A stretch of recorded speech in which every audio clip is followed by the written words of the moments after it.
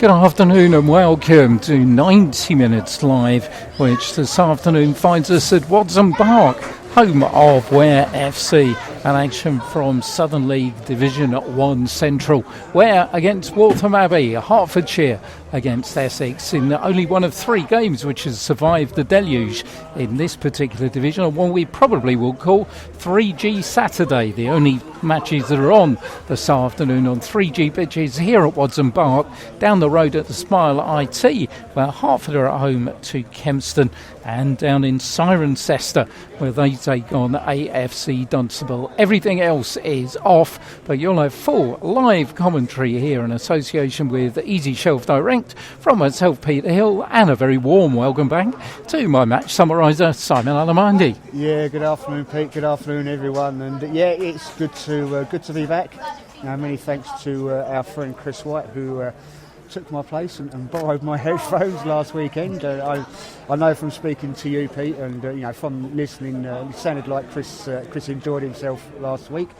But I mean, although there's only three games on in the league today, it could, depending on how results go, it could really tighten things up for those playoff places. And obviously, we know what's happened in the last 24 hours or so, and we'll speak more about that at half time. But could really be an interesting day seeing how the results go, Pete. Here come the teams, and it is, the teams in 4th, 5th and 6th this morning, all in action this afternoon as Ware and Waltham Abbey join us. Let's take you through those team lineups. As far as Ware are concerned, three changes from the team that went down 2-1 at Barton Rovers this time last week, and one notable returnee, though. We'll start with Fred Burbidge in goal. The back four will have Steph Giorgio at right back, David Sota at left back, Jack Grosvenor's back in the centre of defence to join Darian Furlong.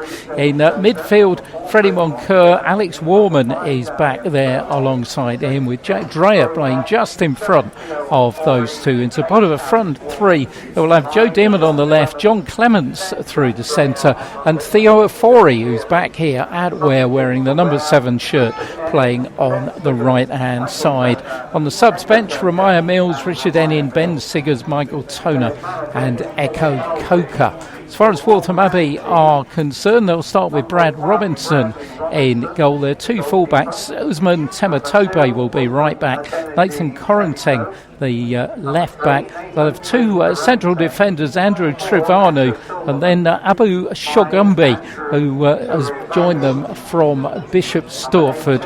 In midfield, Asher Silverman, Declan Ridings and Aaron Eoma, and up front, Prince Thomas Fry, Olu Ogonowo and Ben Baker. They're the two lineups. On the bench for our visitors this afternoon: Babadai Kamara, Jesse Akumbwini, Kieran Cathline, Harrison Walker and Jason Hallett, who, despite the fact he has scored pretty prolifically in the last few weeks of the season, 7 goals in 6 games for Jason Hallett, not in the starting lineup. But we were talking about this, Simon, before we came on air, and he was here very briefly, didn't like the pitch. Yeah, I mean, he was here, three seasons ago, I think, and he made a few pre-season appearances.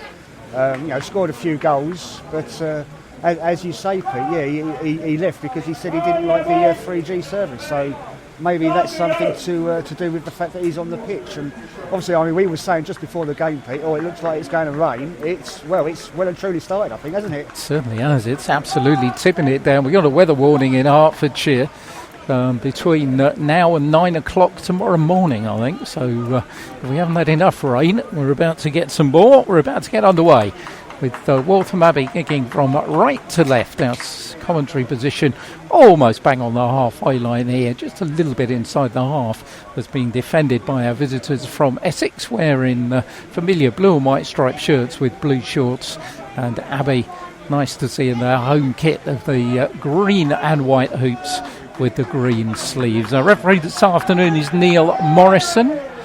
He's a train driver. He comes from North London. And we get underway with a long ball going out on that far side, headed down by David Sota. Be a little bit of a zip, I think, possibly develop on this 3G surface with the conditions, as we've had a lot of rain and yet more to come down. Waltham Abbey, of course, have got those green and white hoop shirts with the black numbers on. Make life easy for a commentator, that, doesn't it? It's good to see, isn't it? Yeah, we like it when they've got nice, clear numbers that we can see nice and easily. Yeah, we should be okay. This will be the third time we've seen Waltham Abbey this season, of course. Beat Ware 4-1 at Kappa Shots in a game where Ware didn't turn up. And then lost 2-1 at the Smile IT against Hartford in a game where Waltham Abbey didn't turn up. So it'll be interesting to see what happens this afternoon between two sides who can be politely described have been inconsistent this season. Their inconsistence have not robbed them of being right in the shake-up for a playoff place. Long ball forward, Fred Burbidge, who captains Ware these days, in the absence of Lewis Rose, who continues his treatment, of course. And we wish Lewis well, if you're listening, mate. It'd be good to have him back eventually in this starting lineup. So Fred Burbidge with the ball, looking for something to aim at. Jack Dreyer in advanced position forward. Long one on this near side, under the head of Correnteng. Up goes Iomio, beaten by Alex Warman. Alex wins it again. Theo Afori hits his first touch, bounds off of Steph Giorgio, and it's going to be a throw-in which will be taken by Nathan Correnteng, but not from there. He's going to have to go back 4 or 5 yards from our referee. 2 referees' assistants, by the way, Matthew Pointer and Maddy El Hawani. Welcome to them to Watson Park. And standing inside the Ware technical area is Joe O'Brien, who celebrated receiving his UEFA B coaching licence this week. Put it on the artist formerly known as Twitter, so congratulations to Joe on that. And it's a bit of a week for Ware, isn't it? A bit of celebrity with Paul Halsey popping up on the radio as well. Yeah, I mean, I was at work yesterday, and I always listen to a certain national sports radio station, and got back from doing a delivery, switched the van back on, and radio came on, and I thought, hang on, I know that voice, and he was on there with his brother. There's Theo Afori, plays the ball down this near side for Steph Giorgio. Steph Giorgio going to tee up the cross. He gets it over. It's headed up in the air. And on the far side, Joe Dearman will pick it up. Still inside the 18-yard box. Pips it across. Nobody can get hold of it. Triavanu heads it to the edge of the area where he finds Freddie Moncur. But Ware still in possession with Joe Dearman. Another one low across the box. John Clements came in, complete air shot, and the ball will go out on this near side for a throw into Waltham Abbey. So good bit of initial pressure from the home side, starting with Theo Afori. I mean, we have heard on the grapevine that he might be playing his football elsewhere in Europe because a 7-day approach has been made for him, but it's good to see him back here, Simon. Yeah, and I think before he was a real fan's favourite as well, wasn't he? When they first signed him, he put in some impressive performances, especially down his right-hand side, and he's got so much pace as well, hasn't he? And the fans really took to him, and they were disappointed when he left before. Steph Giorgio punts the ball back into the Waltham Abbey half. John Clements will chase it, but it's policed over the line by the bigger figure of Abu Shogbeni, who was in Bishop Stortford squad, but was released by them and snapped up by Billy Hollands for Waltham Abbey. Ball back with Brad Robinson, a goalkeeper we know well, of course. Played 50 games for Ware, did Brad. Also a fair few for Waltham Stowe. As Waltham Abbey having trouble getting out of their own half here, as Correnteng on this near side plays the ball to Shogbeni. And his long ball forwards is ball down, and Ayoma on that far side trying to send Tematope down the line, but gets it all wrong. And Ware have a throw in which David Soto will take for Alex Warman. Warman's ball down the line though goes out and will be a throw in to Waltham Abbey. Away from home, 7 wins for them so far this season. Welling Garden City, Stopfold, Biggleswade, AFC Dunstable, Biggleswade Town, Kings Langley, and most latterly in midweek against Tame, where they won by 4 goals to 2. Jason Hallett in the brace. Two balls on the pitch at the moment. Jack Dreyer takes care of that and thumps it towards the Ware dugout. So a throw in for Waltham Abbey, just inside their own half. It's going to be taken by Usman Tamatope, the 31-year-old right back, who obligingly just chips the ball out of play on that far side. Some very brave, a couple of brave youngsters behind one goal away to our left-hand side, but apart from that, everybody's either in the stand we're in or seeking shelter in the low standing stand opposite on that far side. Won by Declan Ridings, but Ware will get it back with Giorgio, who then gives it away again. And there's the Waltham Abbey skipper Ridings, puts it back to Shogbenny. Shogbenny all the way back to Brad Robinson. Brings in Nathan Corrington, deep inside his own half. Long ball forward, looking for Baker, but David Soter's in the way, but the ball goes out for a throw-in, which Tamatope will take. Puts it back into his own half. Andrew Trivanu. Trivanu all the way back to Brad Robinson. We've had 6 minutes here on 90 Minutes Live in association with Easy Shelf Direct. Ware have had a little bit of pressure, but neither goalkeeper have had too much to do.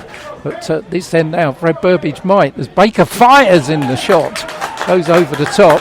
But he's a dangerous player on that right-hand side. He didn't play against Hertford, but he was a player really that made the difference against Ware at Cappershot. He did, yeah. He had a fantastic performance there, and that's obviously the best opportunity of the game so far. Great crossfield ball from this left-hand side. Found him there on the right-hand side of that box, and he's put it just over.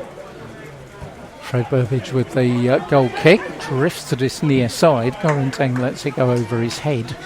And it's going to be a throw-in, which he now will take. Down the line as the floodlights come on. Ironic cheers from the crowd. It had been getting a bit dull. Anything but now as Declan Riding goes up. Ball heads off the top of Prince Dommerfry. Ridings will get it back and play it back into his own half. Finds Trivanu. Trivanu to the far side for Tamatope. Tamatope's ball forwards, not controlled by Prince Dommerfry very well, and in the end Tamatope can't keep the ball in, and it will go out for a throw-in on that far side. Didn't really notice how dull it had got, but you certainly knows how dull it was now with what's happened with the floodlights coming on. Yeah, I mean, I don't recall having seen the floodlights come on this early at all, and it's when you look up at that sky and see it, it's really got dark. And when we first turned up, it wasn't too bad. It was quite mild and quite nice, but this weather's certainly come in over the last 3/4 of an hour or so. Yeah, there was sun shining at one point at about 1:30, but no more. As Steph Giorgio is beaten to it by on this near side by Oganowo. The ball then finds its way out on that right side of the field. Joe Dearman will let it run, and it will go for a throw in. I thought a difficult choice perhaps for Paul Wolsey between Joe Dearman on the left and Richard Ennin, who'd played well here against Leighton Town. Yeah. I mean, I think he put in a great performance, didn't he? He'd obviously not been starting too many games with Richard, and came in, had a great game, and I think he's a little bit unlucky not to be starting. But Joe, we know, is two-footed, can operate on right and left, although he's drifting inside here on the right foot. Tries to play it through to Jack Dreyer, but it all breaks down, and Baker will pick it up for Waltham Abbey. He looks for Prince Dommerfry, who looks to go round Jack Grosvenor, but Jack stretches out one of those long limbs and diverts the ball behind for the first corner of the afternoon. Good to have Jack Grosvenor back as well, having missed last week that hamstring problem. Yeah, I mean, he put in a great performance for his debut there as well, didn't he? And I'm sure he was missed last week. Well, the rain is clattering down on the roof of the stand as Ben Baker's going to take this corner on the far side. Just chips it to the edge of the area. Nobody there apart from John Clements. His head has got a bit too much in here. And Tamatope tries to find Baker again on that far side, but ball goes out for a throw-in to Ware. Well, if local football pitches haven't had enough rain, They're getting another dousing, which we'll be telling you about the women's programme. But sadly, Simon, I think with all this falling, I think that's going to be a bit decimated tomorrow as well. Yeah, I think you're right, Pete. There's been so much rain, hasn't there, over the last week or so. There was a lot of games in this league called off yesterday. My two kids were supposed to have games today as well. I mean, they was called off about lunchtime yesterday, and it's the sensible thing, isn't it? I know. I don't know if you saw there was stuff on Twitter about Saffron Walden's game that took place during the week on a pitch that was, it was like 1970s football all over again, with the ball going 5 yards and sticking up in the water. But you can't play games when it's like that, because you do so much harm, don't you, for the next few weeks or so. Yeah, absolutely. I did see that one. It reminisces the game I covered a few years ago at Luton's Kenilworth Road, which was actually named the Submarine Derby between Luton and Barnet, when you literally couldn't kick the ball more than 5 yards, with clouds of water coming up. That one went ahead. Waltham Abbey, meanwhile, have got themselves a free kick midway inside the Ware half, which goes across the box, and Prince Dommerfry goes up, and kind of one of those ones where he kind of headed it halfway between his head and his shoulder, and no real problem for Fred Burbidge, who will retake the goal kick from the goal away to our left-hand side. Freddie in the lime green, which is standing out in the dullness of the Hertfordshire Saturday afternoon here. Fred will take it with the reliable left boot, lands midway inside the Waltham Abbey half. John Clement's got a good flick on it, but nobody there to read it, and it will run through for Nathan Correntang to bring it in the opposite direction now for the Abbots. In fact, he turns all the way back to Brad Robinson. Finds Trivenu on the left-hand side of the box. Brad finds the ball again. Brings it this time to Shogbenny. Shogbenny's long ball forward. Well, it's got Prince Dommerfry on his bike, and we know he's one of the quickest players in the league, and he's managed to keep the ball in down by the corner flag here. Oganowo's got it now. Tries to go down that touchline and bring the ball across the box. He does bring it across the box. Here's Ben Baker. Couldn't just bring it down, and he's being shadowed there by David Soter. David Soter does a good job and puts it behind for the corner, but it just didn't drop for Ben Baker. No, he couldn't get it. He was trying to switch his feet, wasn't he, and try and get it on his preferred side, but he just failed there. But I mean, they've won a corner, so it's it's not all negative for them. Corner again. Ben Baker chips it high, lands on the head of Jack Grosvenor to the edge of the area. Oganowo beats it up. It's Baker again, drives it across the box, out by Steph Giorgio. Surely that was handball against Ielma, but the referee wasn't very well placed. Waltham Abbey a chance to put the cross again. Baker puts it in, out by Furlong. Ridings completely makes a hash of the volley, and Ware will bring it away on this near side with Theo Ofori. Theo's bolts by Correntang. The referee doesn't give anything. Theo has an accusing look back at Mr. Morrison. He wasn't interested, and meanwhile at the other end there's an offside flag that goes up, and it's just one of those strange ones really. I think if Theo would have gone down there, he would have got a free kick. Yeah, I think he would have done. Obviously, he's tried to keep his balance, tried to stay on his feet, and it's one of those things that's gone against him. Steph Giorgio bringing the ball forward. Here is Theo, chips it inside. Another challenge this side from Prince Dommerfry, and that one is judged to quite rightly be a free kick by our referee Neil Morrison, who he liked one of our posts on the artist normally known as Twitter this morning, so I noticed. Yeah, it's a bit scary. Was that for today's game? Yeah, I find it scary being followed by referees with our reputation, but yeah, we won't say anything bad about him on there then. Yeah, no red font from Mr. Morrison. Meanwhile, Darian Furlong's getting a bit of bird from the Waltham Abbey fans in front of us, being told to take the free kick back towards the halfway line. Jack Grosvenor's come up from the back, but he plays it short to Theo Ofori on the edge of the area. Theo goes down again. John Clements picks it up, fires in the shot, bounces off of Shogbenny, and away for Ben Baker on that far side. Tematobi's given the ball away to Joe Dearman. Joe's in the box here, fires it in. That looked like handball here. Well, It was an interesting one. There wasn't too much. There was a shout of handball, and it was Abdul Benny who went down. And there's no doubt, I think the ball hit his arm, but I guess there wasn't a lot he could do about it. No, I think that's one of those in that situation where you physically can't get out of the way of it, and there's nothing you can do about it. So I think I think we'll give the ref that one. Nothing to do with his liking our post on Twitter though. Joe Dearman beats the ball up again on the halfway line, goes down under challenge from Aaron Ioma, and Ware will have themselves a free kick on the halfway line. David Sota, who seems to have that number 3 shirt now. Ben Siggers he was played wide on the left up front last week, but he's on the bench this afternoon with David Sota in at number 3. Chip ball by him forward as Ioma just gives the ball away. In fact, puts it out of play. Joe Dearman will pick it up. And David Sota in the absolute teeming rain here at Waltham Park. 0-0. Haven't really missed a lot. A couple of half chances at either end, but nothing too much for either goalkeeper to do as Joe Dearman, the ball hits the back of his heel and goes back towards the halfway line where Brent Stommer is there with Jack Grosvenor.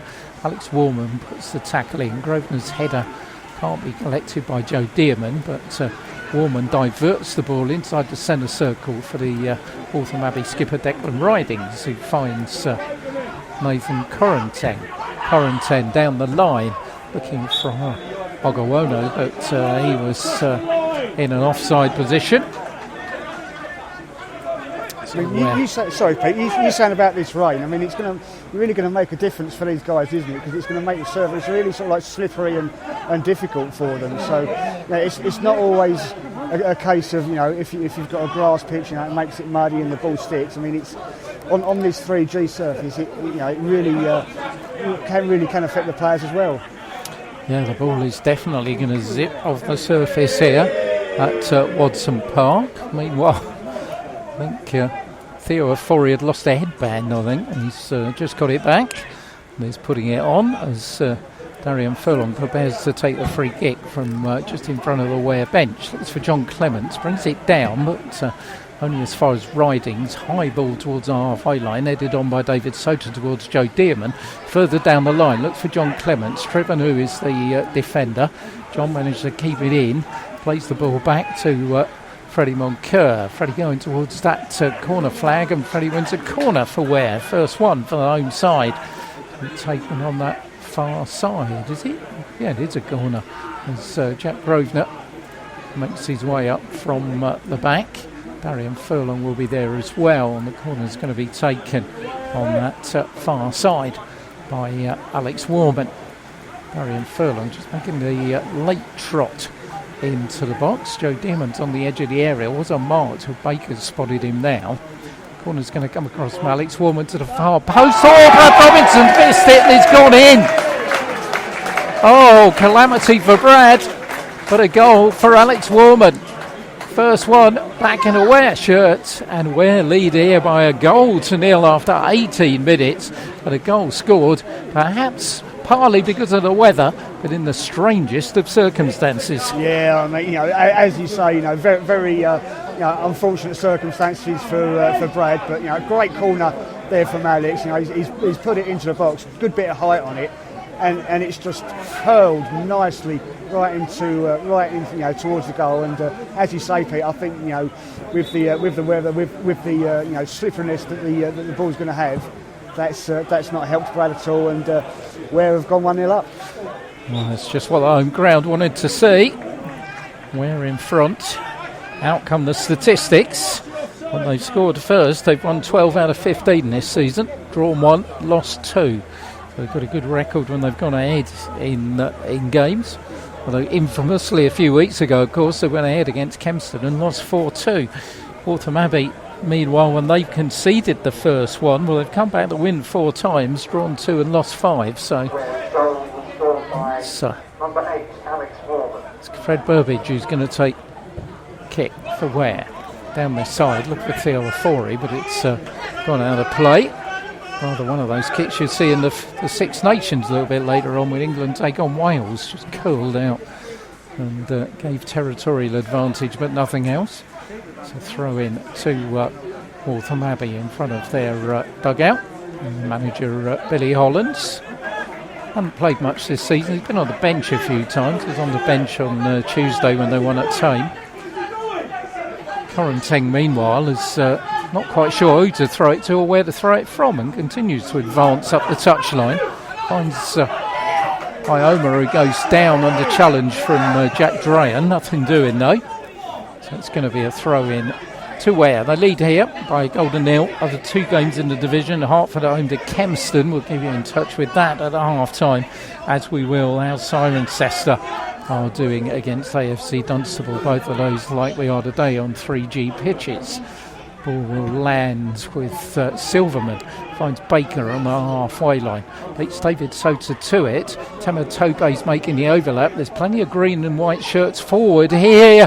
Arony heads it forward, and in the end it wasn't going in, but Steph Giorgio didn't know, and he had to take some action and did, and headed it behind for a corner.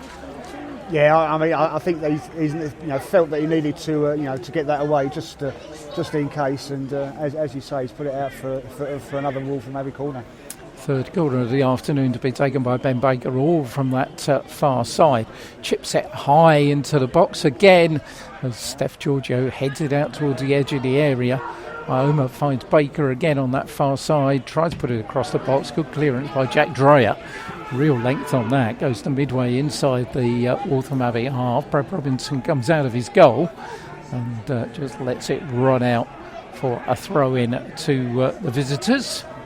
They've got a big game next against Biggleswade Town, and then they face AFC Dunstable, where have got a couple of away games starting at Hadley next week and then Stopfold before they're back here against Cirencester. Prince Domofrey with Jack Grosvenor is back, and David Sota will just thump the ball out on that far side of the field. Rain's relented just a little bit, not coming down in stair rods like it was before. Still not the best of afternoons here at Watson Park as far as the weather's concerned. Not bad if you're a Ware fan so far though. They lead here by a goal to nil. Alex Warman's corner, which was deceived former Ware keeper Brad Robinson to give the home side the lead after 18 minutes of the match. David Sota down the line onto the head of John Clements. Further up is Joe Dearman, over his head by Silverman. Jack Dreyer's beaten to it, and then the ball finds its way out on that far side for a throw in to Waltham Abbey.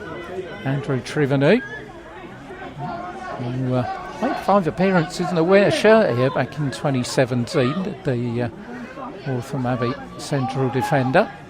Trevenu's got time to come forward. We're not putting the press on him on this occasion. It's ball forward onto the thigh of Prince Domofrey, and Alex Warman does a good job of coming back and robbing the former Hartford man. Back to Freddie Burbage, whose kick bounces off of Domofrey. Still gets to the halfway line. Ridings will bring it down for Waltham Abbey. Back into his own half for Shogbenny. Shogbenny to Trivenu, and Trivenu all the way back to Brad Robinson in all mauve this afternoon is Brad. Shogbenny, big central defender, probably 6'4", 6'5", Echo Gogo of a central defender, as we know here at Ware. Certainly a big fella. Long ball forward by Silverman on the far side. Joe Dearman's going there. He can't get to the ball. It's inside the box. And in the end, it's Darian Furlong who just pumps it away to that far side for a throw in to Waltham Abbey. Aaron Ioma will take it. Ioma down the line for Ben Baker. Baker again looks dangerous, but this time runs into David Sota. The ball will go out for a throw in to Waltham Abbey. Tempatope will take it. Finds Ioma. Ioma's ball back to him, and the ball bounces off of Joe Dearman and goes behind for another corner on that far side. Been very much drifting them high into the box so far has been Baker from those corners on that far side. We're leaving 2 forward. Joe Dearman on the right, Theo Afori on the right, Joe Dearman on the left Waltham Abbey have got 3 back. Declan Riding's furthest forward of those 3 midway inside his own half. As Baker's corner once again, he's just drifted high and volleyed clear by Jack Grosvenor to that far side. Joe Dearman puts Ridings under pressure, but the ball goes out for a throw-in to the visitors, which Ben Baker will leave to his fullback, Asman Tematope, former Enfield player. But he's given the ball away to Joe Dearman, but his ball forward will find Silverman on the halfway line, who turns it all the way back to Brad Robinson. Brad's put under a little bit of pressure by John Clements on this near side. Finds Oganowu, who gets the ball past Steph Giorgio, still going, evaded the challenge of Darian Furlong, but in the end his cross is snuffled out by Freddie Moncur just inside the area.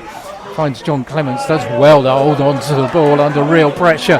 Here comes Jack Dreyer forward, plays the ball looking for Joe Dearman, but in the end it was Tematope who got there first. But flag goes up for offside, but that's what John Clements is all about, isn't it? The way he shielded that one. Yeah, absolutely. He had that strength, didn't he? Nice little turn and feeding it through. And could have been a good little breakaway for Ware, but unfortunately, that pass at the end from Jackie, didn't quite put enough pace on it to find Joe Dearman. Darian Furlong will take the free kick for Ware. In fact, it's going to leave it for Freddie Burbage on their half of the centre circle. 26 gone with Pete and Simon here on 90 Minutes Live in association with Easy Shelf Direct, bringing you Step 4 football every Saturday throughout the season. So far so good. We're leading by a goal to nil as the ball comes off the head of Shogbenny and goes out for a throw-in away, parallel to the edge of the 18-yard area.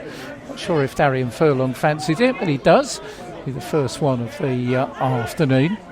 He had a bit of a torrid time at Kappa Shots because it's so sort of goes short, the run-up space between the line and the side of the ground, that he didn't really get a chance to put a decent long throw in. He was going up a bank half the time, so got opportunity on home territory to fling one in here that he does, and Waltham Abbey just about deal with it, but it's back, pushed across the area. Jack Grosvenor goes up. It's Joe Dearman on the edge of the area. Thought about the shot.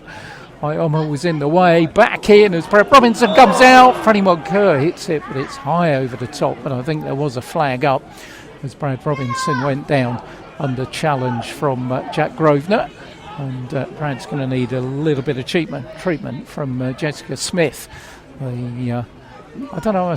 We continued that debate last week, actually, Chris and I. He called it magic sponge person. That was a new one. That's another name that they can. As you said, we've had this debate of if it's a physio or a therapist or whatever. But magic, add that to the list.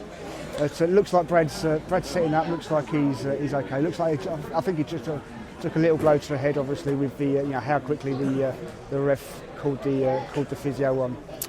Well, we've had one of these unscheduled timeouts here with both teams. Their selected benches all get taken a little bit fluid. There's enough fluid out there, but most of it falling from the sky. And Paul Halsey, Paul Halsey looks like he's just come out of the shower, hasn't he? He's been absolutely drenched there. But, that's what you do if you're a non-league football manager. Meanwhile, Billy Hollins is saying things to his Waltham Abbey side.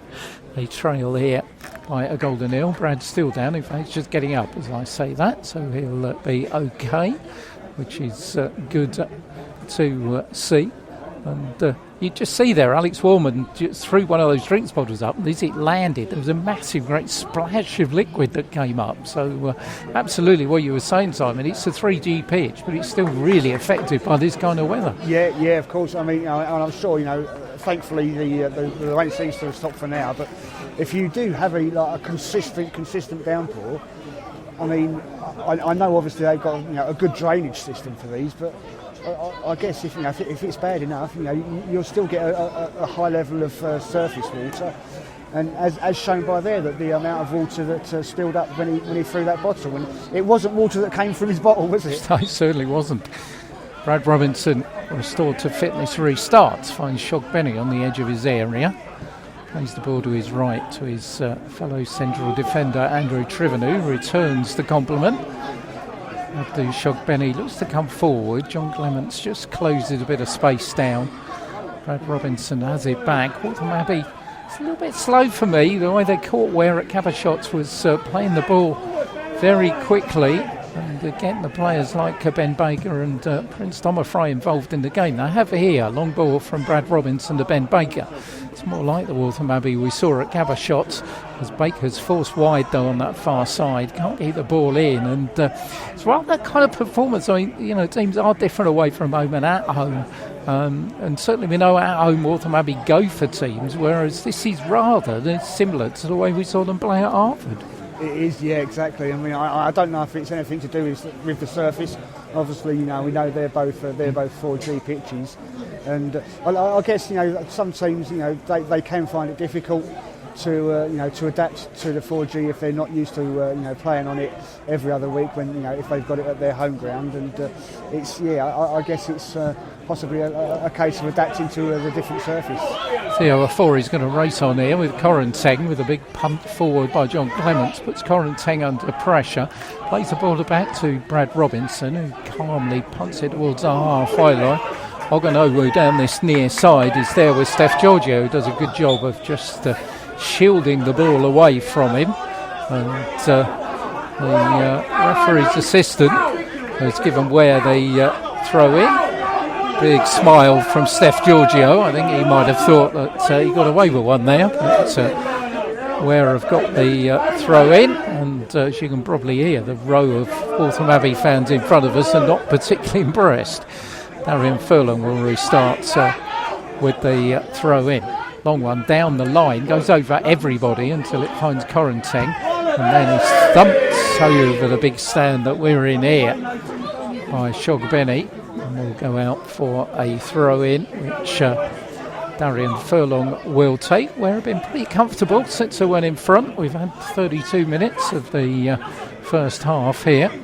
Alex Warman's corner come goal is what separates the two teams so far. As the ball is hit towards the halfway line, but David Soto will put it back forward. Forward by Silverman, looking for Ben Baker, but he can't keep it in on the far side. And the ball will go out midway inside the Ware half for a throw in. 9 wins out of 15 for Ware. 3 draws and 3 defeats here at Watson Park. That's been tough generally this season for away teams. Northley fairly early on, Biggleswade Town in a game that really could have gone anywhere, and then Aylesbury United in a really strange game. The 3 teams to win here so far this season. Freddie Moncur's been tugged back by Declan Ridings, and so Ware will have themselves a free kick.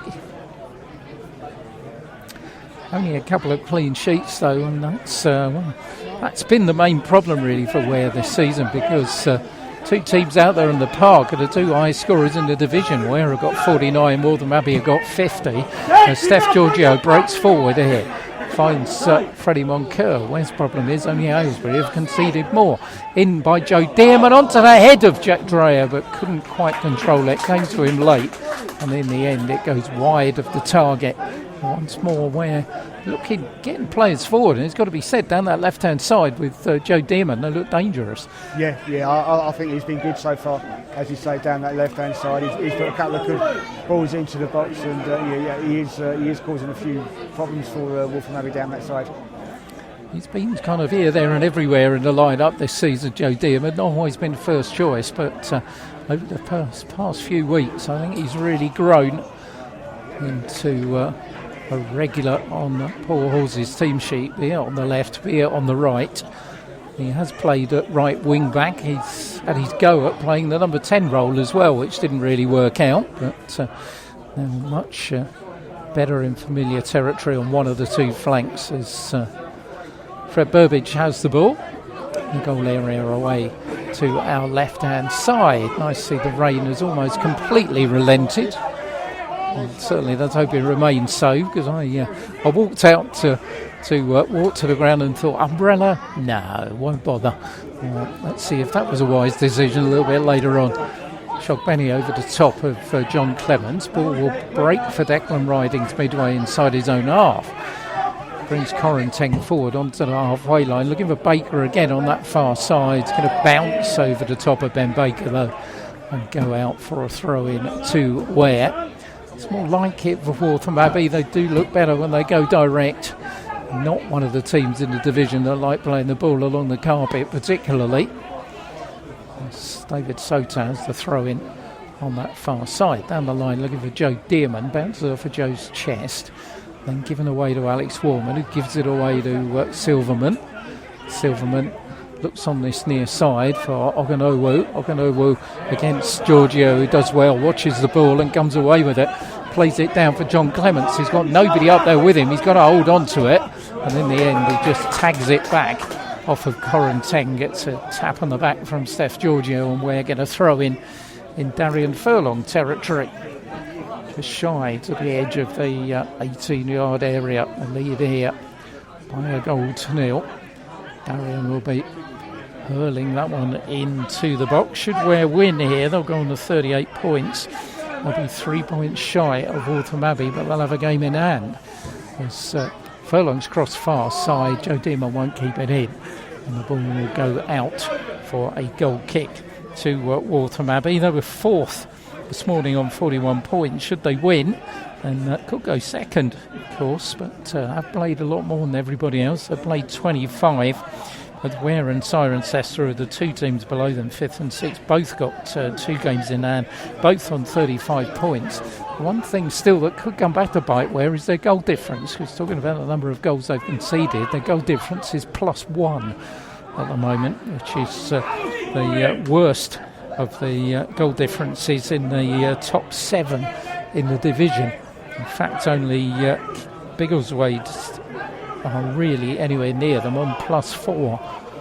Everybody else in Clonferry either have got +9 or are in double figures.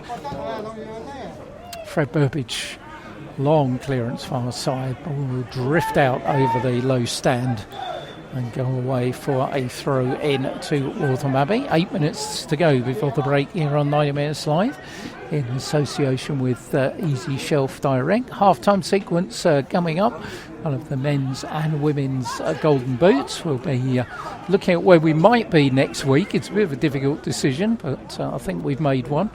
And also we'll be talking about the big news in Division 1 Central regarding North Leigh, which certainly made headlines yesterday, although frustrating to see with the Southern League. I think I can safely say this, didn't even appear on the news on the Southern League website, which, what is that all about? Well, I think I'll refrain from commenting on that. But yeah, I mean, it was down. It was a statement that came out from North Leigh late yesterday afternoon, early evening, wasn't it? So we'll discuss that in a little bit more detail at half time. Yeah, certainly will. As Fred Burbage will restart. Long kick forward again onto the head of Trevanu, onto then the back of Joe Dearman. On the far side, Baker finds Prince Domofro, heads it in the air. We're into aerial volleyball at the moment. David Sota just nudges Ben Baker out of the way, and the ball goes behind for a throw-in. Hasn't been the best of spectacles to watch so far. I think the conditions have had a little bit to do with that as far as the match is concerned, and also they're going to start getting a bit tight, these games, because every one and every point is vital to teams making their way into the playoffs. Championship, of course, still not beyond teams, but I think it's fairly well accepted. It's going to take something pretty special to wrestle it away from Bedford. They lead the table with 45, North Leigh 43, Biggleswade Town and Waltham Abbey 41, and then a little bit of a gap to Cirencester, Ware and Biggleswade, who all have 35. In fact, Biggleswade have 33. Cirencester and Ware both on 35. Ball on that far side at the moment, headed forward and then headed back and then volleyed forward by Darian Furlong. Rather been what the half's been all about so far. Ball bounces to Brad Robbins, who bowls it out on this near side, looking for Correnteng. John Clements is putting him under pressure. Has to turn backwards to Shogbenny. He plays the ball back inside the 6-yard box. Brad Robinson then shuttles it across to the other side to Andrew Trivenue. Trivenue to the halfway line to Ioma, who hasn't really played too much of the game so far. The former Aldershot man who was very prominent in the game that they played against Ware at Kappa Shots. Hasn't really managed to get in the game so far. Waltham Abbey got a throw in though, which Usman Tamatopi will take on that far side of the field. Goes to Prince Domafry in the edge of the area, but he can't control it. And Theo Fori's got a chance to bring Ware forward here inside the centre circle. Steph Giorgio's coming up from right back. Doesn't need any invitation to do that. Steph, mazy run onto the edge of the area. John Clements fires in the shot. Bounce it off of Silverman to Theo Fori. He's nudged off the ball in the end. And Baker will bring it forward in the opposite direction. Looks for Ioma on that far side. Down the line, looking for the run of Ben Baker. Jack Grosvenor's there to cover anyway. He'd overhit it. And the ball goes behind for a goal kick to Ware. Referee wants a little bit of a word in. I thought he was getting a card out for a minute. Yeah, I mean, I thought he reached into his pocket. It did look like it. It looks like he's just having a chat with Jack about something. Not quite sure what that was all about. Fred Burbage is there as well, but Jack gives him a little tap on the back and nothing doing. Oh, he's a train driver. He'd be used to leaves on the pitch, wouldn't he? I don't know about the... As long as it's not leaves stop playing, he abandons the game. Exactly. Okay. We'll be all right. So he should be good for his timing, hopefully. But, suppose if he got injured, we'd have a referee replacement service, wouldn't we? Right, enough of that. Back with the football. John Clements misses the ball. It's headed forward by Trevor New. Forward again by Alex Woolman. Up in the air by Shogbenny. David Soda's got to watch it. He's wrestling away with Ben Baker, as he has been for most of the first half. Wins out this one. A high up and under. But linesman's flag goes up on this near side. And it'll be a free kick to the visitors from Waltham Abbey. 6 clean sheets, only failed to score 3 times this season. I said they are the division's top scorers with 50 goals so far. Scored 4 on Tuesday night against Tame, who had picked up a bit of form before then. Long high ball into the Ware box. Steph Giorgio, did he get a touch to it? If he did, it'll be a corner. He didn't. It's going to be a corner on this near side of the field. First one for Waltham Abbey on this near side. It's going to take it short to Ben Baker. Baker to Correnteng. In fact, Oganowo stopped again, this time by Darian Furlong, but Ioma's in the box here, left-hand side, pulls the ball across, bounces off of Darian Furlong and goes behind for another corner. Once more on this near side. Ben Baker's going to take this one. Don't think they're going to take the short one on this occasion. We're pushing Theo Afori and Joe Dearman forward again. A few people around us start looking at their watches. We've got 2 minutes to go before the break. Long high one to the far post. And Jack Grosvenor did a good job as coming up from the back was the big central defender, Shogbenny. Grosvenor stuck to him well. Continues to impress as Jack Grosvenor in his fledgling Ware career. Throw to be taken by Dematote on that far side. Waltham Abbey looking to get back into things before half time. Won't do like that. It's headed out by Freddie Moncur, one of the shortest players on the pitch.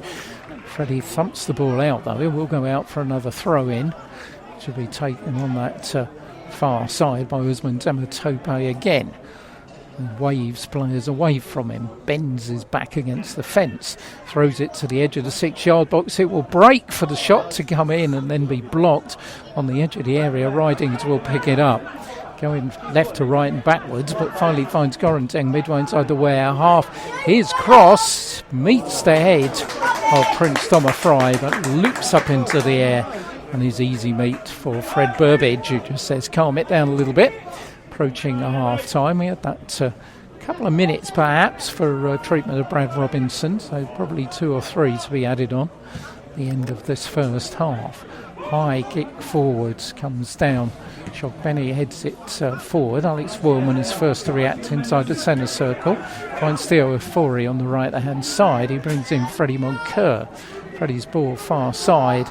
It's for Joe Dearman. Joe has to turn away and then goes all the way back to Fred Burbidge. Fred Burbidge, long kick forward. Joe Dearman started the run. Brad Robinson, though, will come out to the edge of his area.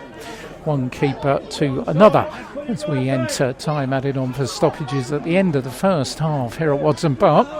We're leading by a goal to nil. Alex Woolman's first goal of the season, scored curiously directly from a corner after 18 minutes separates the two teams. Just say we're probably just about good value for it. They haven't threatened too much, but Waltham Abbey really haven't given Fred Burbidge much to talk about at all, apart from that looping header from Prince Dromifry and an early one that Ben Baker thumped over the top of the crossbar. Apart from that, home side looking fairly comfortable. Just like Darian Furlong, who's stretching and grimacing a bit with his hamstring, it looks like there.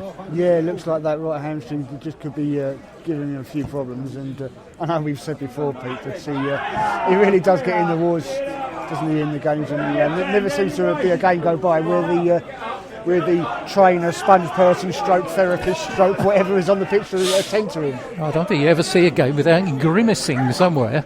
But Eko Goka and of course Michael Toner are both on the bench as well. He could slot in as Tematope comes forward for Waltham Abbey on the far side. His crossfield bounces off of Jack Dreyer, and Alex Woolman scuffs it clear only as far as Asher Silverman.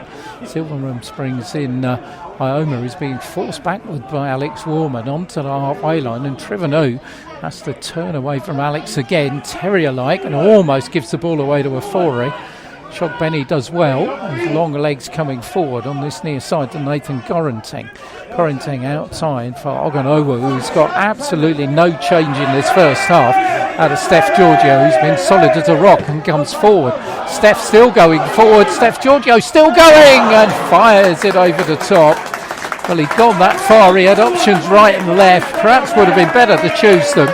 But in the end, who could decry him the chance of going for glory there? Another great run by the young fullback that's become a big part of his game, but just couldn't provide the finish. It was a fantastic run, wasn't it? And as you say, he's really dealt well with Oganowo today on that right-hand side.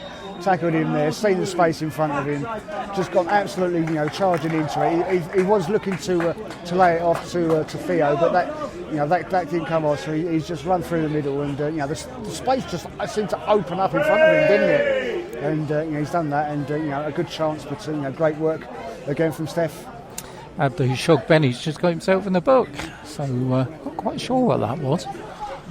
May have been something happened at the other end of the pitch, I think, once Steph started that run, but he's got himself a yellow card anyway, and that's going to be the end of the action here at Watson Park in the first half, where Alex Woolman's corner after 18 minutes that deceived Brad Robinson is the difference between the two teams. Referee's going to have a little bit of a word, Mr. Morrison, I think, from, they were heading towards him. It's the assistant manager, Spencer Harrison, for Waltham Abbey, who was aiming at the referee. But referee just calmly walking in. Quite know what that was all about. I don't think he's had too bad a half at all. But it's Ware who are in front. They've had the better of the opportunities. They've had more of the ball. And they just about deserve their 1-0 lead, I think. Yeah, I think you're right, Pete. So, they have been the more threatening. As you said, Waltham Abbey, they haven't really, threatened too much.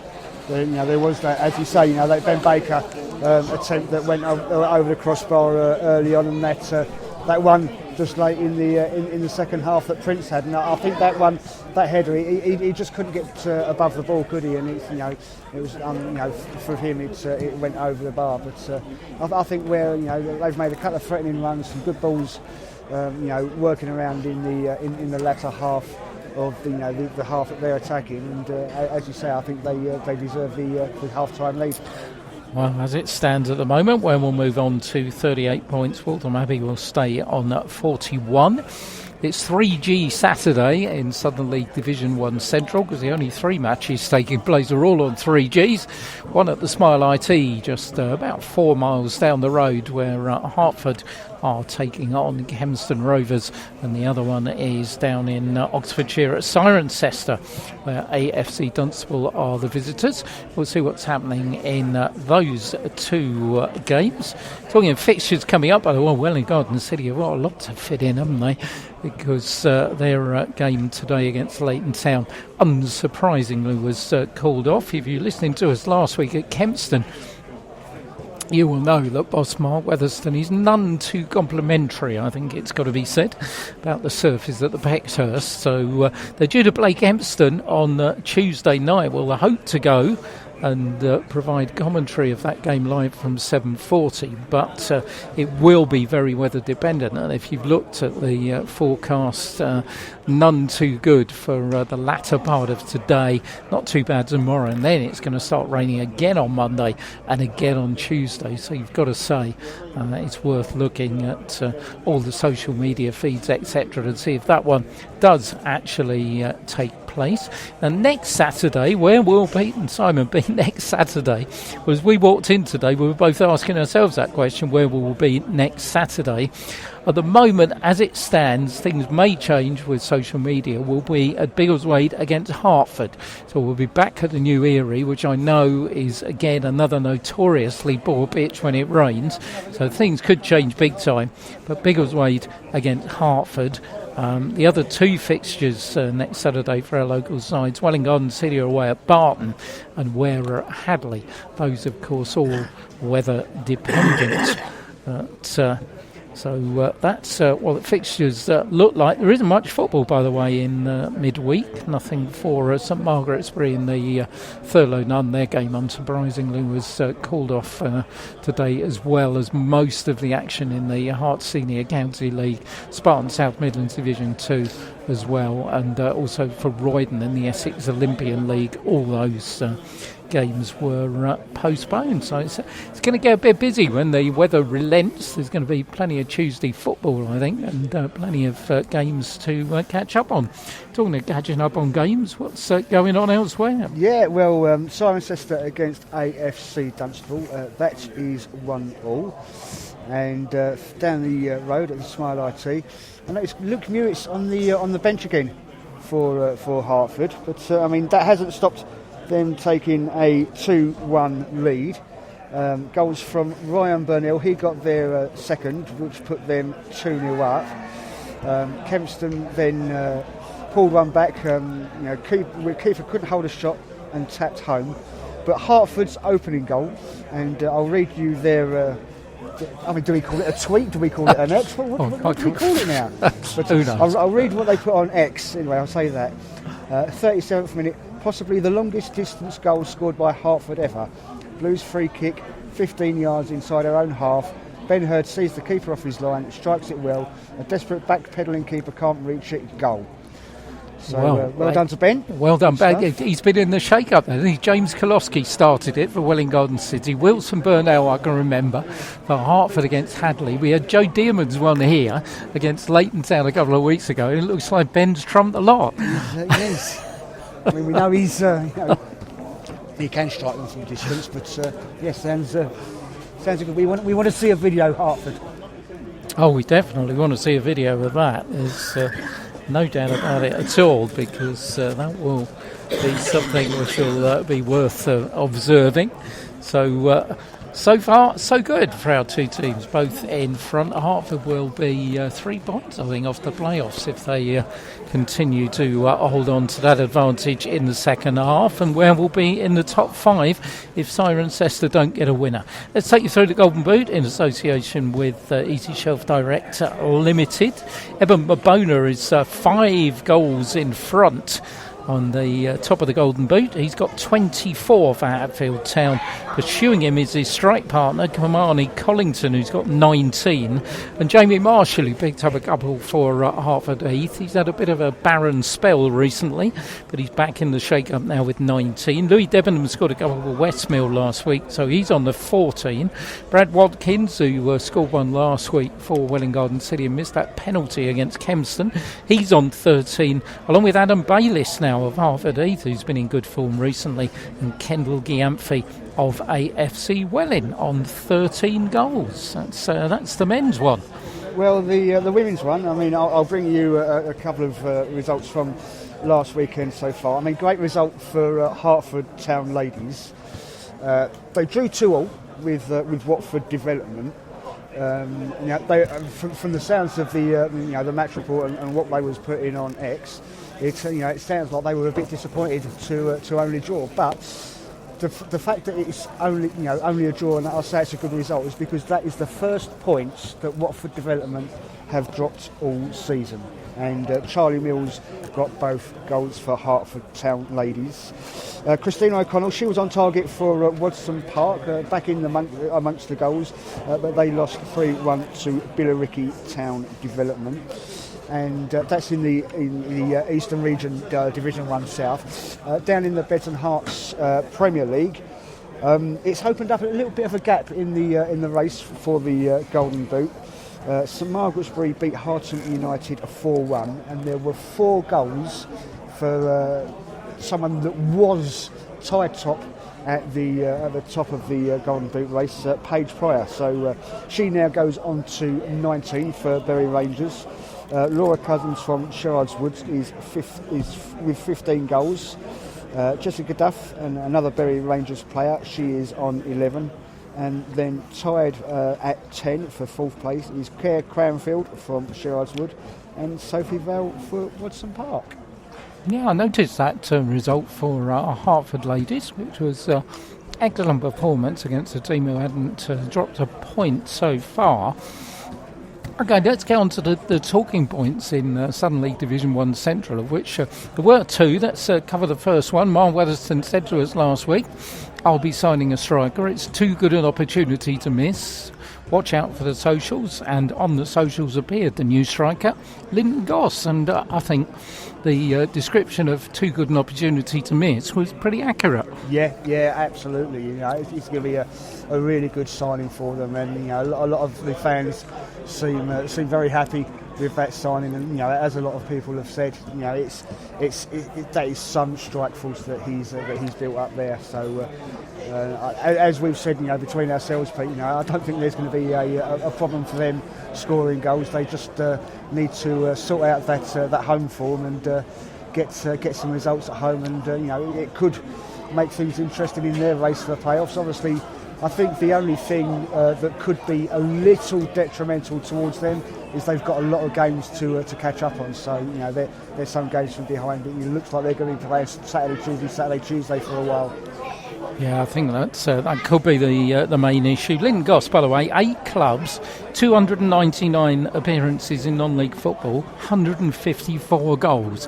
Ain't a bad record. Yeah, goal every other game more or less, isn't it? So fantastic. Okay, let's get on to the other one, which was regarding Northley. Northley put a statement out yesterday on social media. Sadly, their website's down, or it was this morning, so you can't actually see it on their website. I'll read it to you. It said, this week we have unfortunately received confirmation from the FA that due to ground grading requirements, we will not be eligible for promotion this season. We conveyed this to the first team players yesterday, who are understandably disappointed due to their amazing performance so far this season. For the players who have decided to move on, we thank you so much for all your efforts and wish you all the very best for the future. For those who remain, we thank you for sticking by us during these challenging times and look forward to building a sustainable club for the future.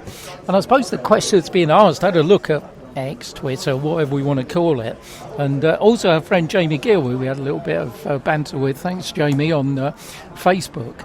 And we've all come to the opinion, one thing, that North Lee were at step 3 last season with exactly the same ground, that they're now being denied going to step 3 with the FA. which, as one tweet I saw from Stephen Burnell said, all seems a bit strange, and I think that sums it up. It does, yeah, absolutely. I mean, what would have happened if they hadn't been relegated last season? What would have happened to them this season? Now, would they have automatically been relegated? Would they have been given like a reprieve and been able to, sort out the issues that? We understand that it's seating issues that's caused the issue, but it opens up a whole load of different questions, doesn't it? And different possible scenarios that could have happened and what ifs, and I don't think anyone's really going to find out the answers. But it's a shame for Northlea. They've always been nice with us and fair with us, and those players that have left, it's I don't know. It's sort of we said, or you said with Chris about Harlow last week. They've been denied promotion. A lot of their players have stayed there, and I just wonder why some of those players have left, with them in the position that they are in. Yeah, I think it's still very confusing for me, because I tried to look up the Grade 3 requirements, so for promotion, and all I could find, and maybe my web search wasn't very good, was the 22-23 season from the FA and their guidance. There isn't actually a document I could find that says 23-24 season, so I assume we're still going by one which has got a last season's date on the front of it. And if we are, then the capacity we require is 1,950 to go up to step 3. The Northlees is 2,090. So, okay, they've only squeaked it, but they are actually above it. You also require a covered area for 500, of which 250 have to be seats. And as far as I'm aware, Northlea have 175 seats. So we're looking at 75 covered seats. And the other one that I did pick up on, I don't know if anybody else has noticed, is this thing about turnstiles. Actually, when you go up to Grade 3, you need 3 turnstiles. Whereas at the moment, at Grade 4, as it is for Level 4, you only need 2. So having been there, that could possibly be a problem as well, based on the way and the setting for the ground. But it does, we're looking at 75 seats here. And I'll read you a tweet. I'm going to call them tweets. I don't care about Elon Musk. But there was one here that really caught my eye from Recklesham Baggy, who said, "Don't know your club. As a volunteer of a new Step 4 club, I'm dismayed as this ground criteria, dismayed as to this ground criteria stuff. We get, on average, 120 fans. Our stands and ground are adequate and comfortable. That the FA put all these obstacles in the way, instead of hurdles, support grassroots football." Yeah. And I kind of like that. I thought, we're talking 75 seats here, and they don't get an average crowd of 250 anyway. Yeah, I mean, as we've said before, it's a small village, isn't it? So if they're not getting the crowds, why is there the need for those seats? All right, if rules are rules, then fair enough. But it just makes it difficult, as you say, for these clubs to progress and go forward. And there was a few other people that said on that post that. In the end, it's the supporters that lose out, and it is. Obviously, players come and go, managers come and go, etc., etc. Your supporters are there for forever, and they're the ones that would like to see their club progress. More than anyone else. And as I say, it's those that lose out. Yeah, fair play to the fans of Northlea. We saw them here a couple of seasons ago in the playoff final, and they were brilliant. They gave their team amazing support on that particular occasion. I mean, just to round it off, and one thing that Jamie did point out, and I've been thinking of, that could be the ultimate irony, of course, at the end of this season, in the fact that a couple of seasons ago, Northlea finished 6th, squeaked into the playoffs because Welwyn Garden City failed the ground grading criteria. Well, tables could be turned 100% this season, because Welwyn are looking, having signed Linton Goss, like they could go towards and certainly challenge towards the playoffs, and this time it could be Northlea got the problem with the ground grading. It could be, couldn't it? I mean, how ironic would that be? And I'm sure that would be if I say nice for Welwyn Garden City to sort of get one back over them, sort of thing. But obviously, no club likes to see another club suffer and fail due to ground grading. But I'm sure that Welling Garden City, if given the opportunity, they take it with both hands. Well, it certainly was. And, what it means for our teams is basically if North Leigh stay in the top 5, then it's down to 6 for the playoffs. And it's game on for Hertford, Ware and Welling Garden City to get into those end-of-season playoffs. And as far as Ware are the only team that are going to face North Leigh of our local sides, because North Leigh won down here 3-1 earlier in the season. They won at Hertford, they won at Welling Garden City, and conversely Hertford and Welling Garden City have won at North Leigh. So the only time is on the 16th of March when Ware will go to North Leigh. Well, Jason Hallett has now made an appearance, wearing number 6 on his back. I don't know if that's one of those... Ware signed Tommy Wade, and the only shirt that would fit him was number 4. And I wonder whether something's going on there a bit with Jason. But Jason Hallett's on. And I'll just have a look around and see who has come off. Prince Thomas Fry has gone to the left-hand side, so it's the number 11, Olu Ogunowo, who's come off. He was the one that had absolutely no change at all out of Steph Giorgio. So he's been replaced. Jason Hallett's on. His scoring record is immaculate in non-league football, and of late very impressive. 7 in his last 6 games for Jason Hallett. So, gentlemen looking at me for some reason, got no idea why. It's all right, I don't. Yeah, it's very difficult to talk to people in the crowd when your headphones on. Can't actually hear. I think it's another one of those where someone here thinks I'm the BA announcer. So, meanwhile, we'll give you those 2 team lineups when we get a break in play. As David Sota punts it forward, and it's caught by Brad Robinson. Basically, what it's meant is Prince Thomas Fry, who hadn't looked particularly at home in the centre forward berth, has gone over to the left. Jason Hallett through the middle, and still Ben Baker on this right-hand side. So it hasn't really changed too much. See, there's another centre forward in the house. It's remarkably like Liam Dawson down there as well.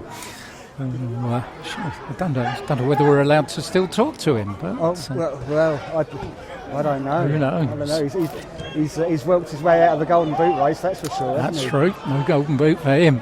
That means that Jack Dreher's Ware's top scorer. Although there's a little bit of conflict between myself and Steve King as to whether he got 7 or 8 this season. So I'm going to have to resolve that one.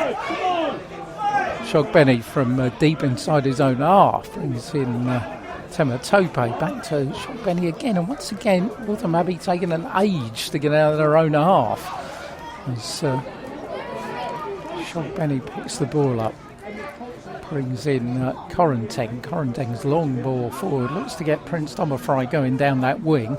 Steph Giorgio will have to watch his pace, because that's something by far. I don't know whether he is the fastest player at step 4, but I can't think there are many that are swifter. No. I mean, we've seen him a few times, haven't we? And he really is absolutely rapid. And I can't recall. I mean, I think Theo would, could give him a run for his money, but I don't think there's anyone that I can recall that would be faster than Prince. That's for sure. Meanwhile, Jack Dreher going through the centre. Shogbenny heads the ball forward. John Clements has gone down in a heap inside the centre circle. Now managed to get himself back up limping, as the ball is played all the way back to Freddie Burbidge. Fred's ball on this near side for David Sota, whose space is closed down very quickly by Ioma, and the ball goes out for a throw into a Ware team that'll have Fred Burbidge in goal, Steph Giorgio at right back, David Sota at left back, 2 centre backs, Jack Grosvenor and Darian Furlong, 3 in midfield, Freddie Moncur and Alex Warman just behind Jack Dreher, and a 3-man front line of John Clements through the middle, Joe Dearman on the left and Theo Ofori on the right. Brad Robinson has to come out, pump the ball forward, lands midway inside his own half. Jack Dreher wrestling away with Ridings, who gets the ball on this near side. Tema Tope's ball down the line, too much on it for Baker, and Fred Burbidge will pick it up. Waltham Abbey got Brad Robinson in goals, Tema Tope at right back, Nathan Correnteng at left back, 2 centre backs, Andrew Trevanu and Agbu Shogbenny in midfield, Asher Silverman, Declan Ridings and Aaron Ayoma. And now on their front line, Prince Thomas Fry on the left, Jason Hallett through the middle, and Ben Baker down the right-hand side. Olu Ogunowu having been replaced at half-time. And that's our two lineups. We're leading by a goal to nil, scored by Alex Warman after 18 minutes.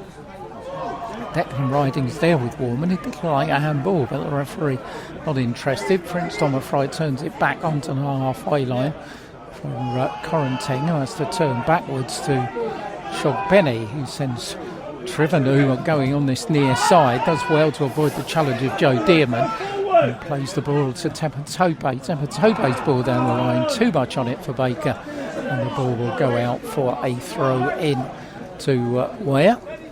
Applause from the technical area from Joe O'Brien and Paul Halsey for Ware's marking.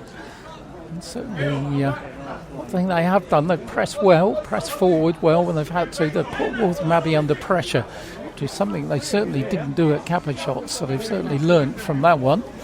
And Damian Furlong's about to take a throw from down by the corner flag on this near side of the field. Down the line, Clements can't get his head to, on by Joe Dearman. The ball will bounce to the feet of Brad Robinson, who's come out of his area to find Shogbenny. Shogbenny plays the ball to Trivanu. That's been happening all afternoon in the two. Getting frustrating, the Waltham Abbey fans in front of us, that they don't move the ball forward quick enough, as Hallett's beaten to it by Jack Grosvenor. Trivanu's got it again, he's given it away to Theo Afori. Could be a chance here for Ware. John Clements is in space, got Joe Dearman going outside him. John Clements turns around one, turns around two.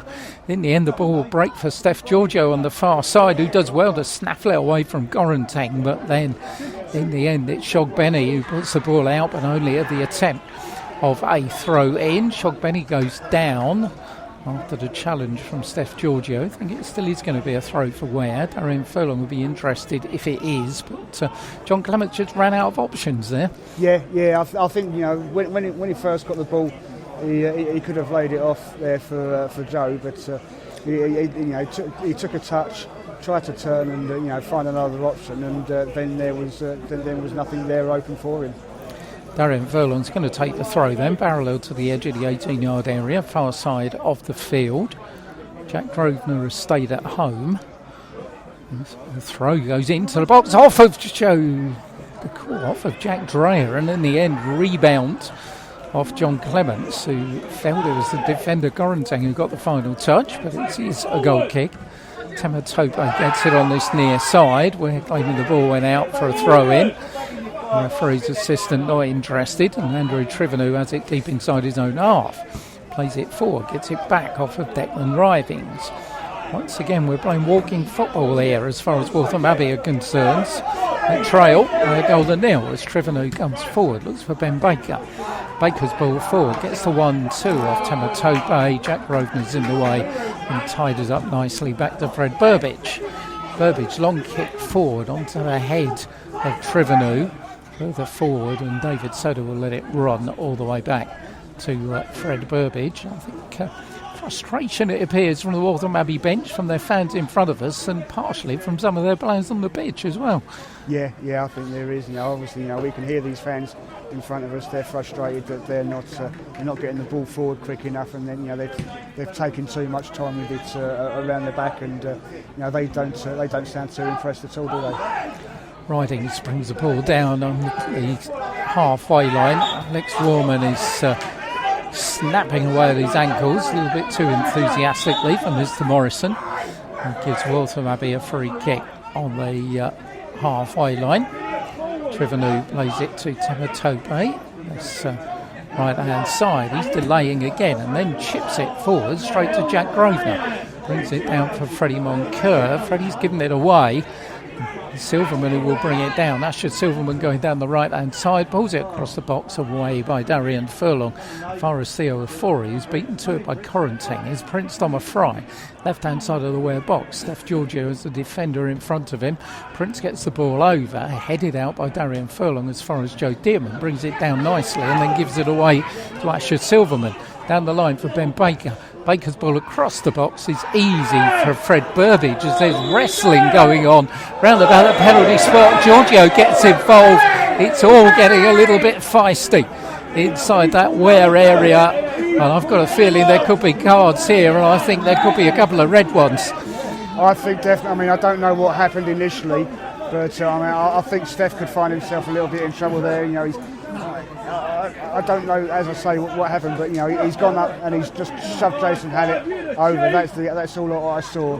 But I think the referee's got something to deal with here. Darian's he's down on the floor. He's looking very uncomfortable. But let's see what the ref does here. It could be very interesting. And it could have a huge impact on the game. Well, Darian Furlong and the Hallett it was who were literally wrestling round about the penalty spot. They then all got involved. Steph Giorgio got himself involved. I think Nathan Gorenteng was in there as well. Courtney, the Ware physio, is coming out to deal with Darian, who's still down inside the area. The referee is trying to sort it all out.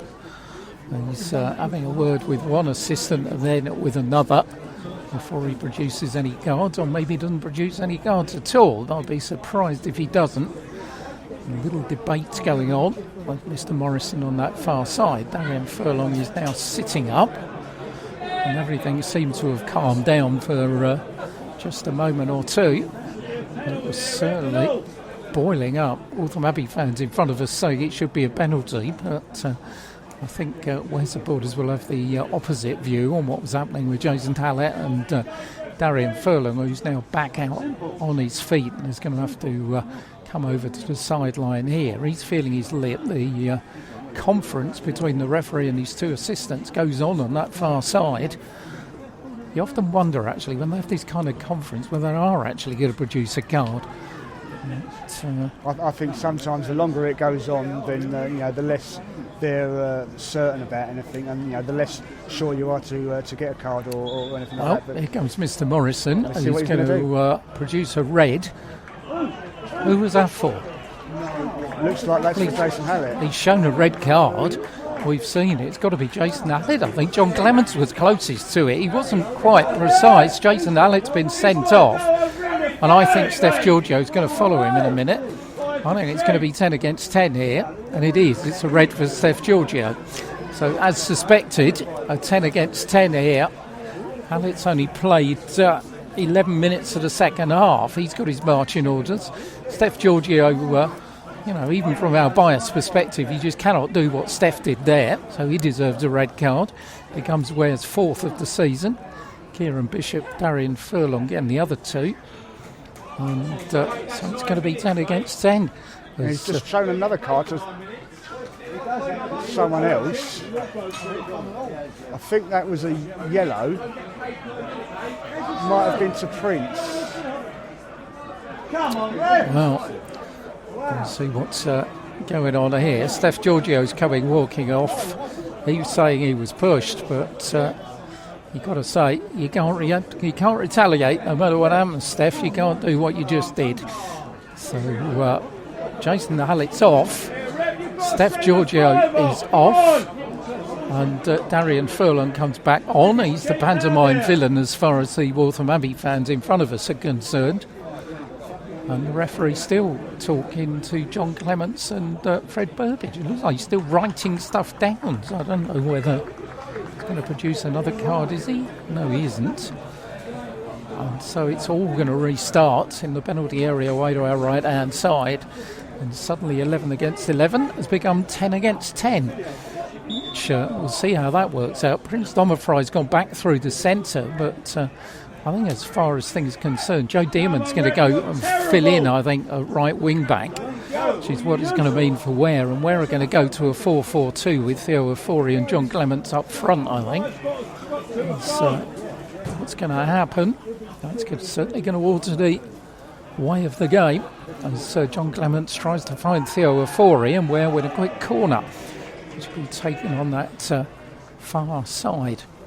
To see how things are going to work out here, because Joe Dearman's going to cross to the right. Not quite sure he's going to play down the left here as far as we're concerned. Might be a case of Richard Enning coming on to fill that gap, but it's going to be Alex Warman who's going to take a corner on that far side of the field. No one happened the last one that he swung in. That's what separates the two teams so far. Looks like this one's going to be an outswinger though. Darian Furlong's on the edge of the 6-yard box. Jack Grosvenor in there as well. It's going to go to the far post, and it's the head of Shogbenny who gets it away on this near side. The ball goes out of play and will go out of play for a throw-in, but as far as Ware are concerned, that's as good as a corner, with Darian Furlong going to thump it in from this near side. Everybody that had pressed forward had stayed forward. Ben Baker's the only Waltham Abbey player outside the 18-yard box, and he's midway inside his own half. Throw-in will come in from Darian Furlong off the head of Tema Tope.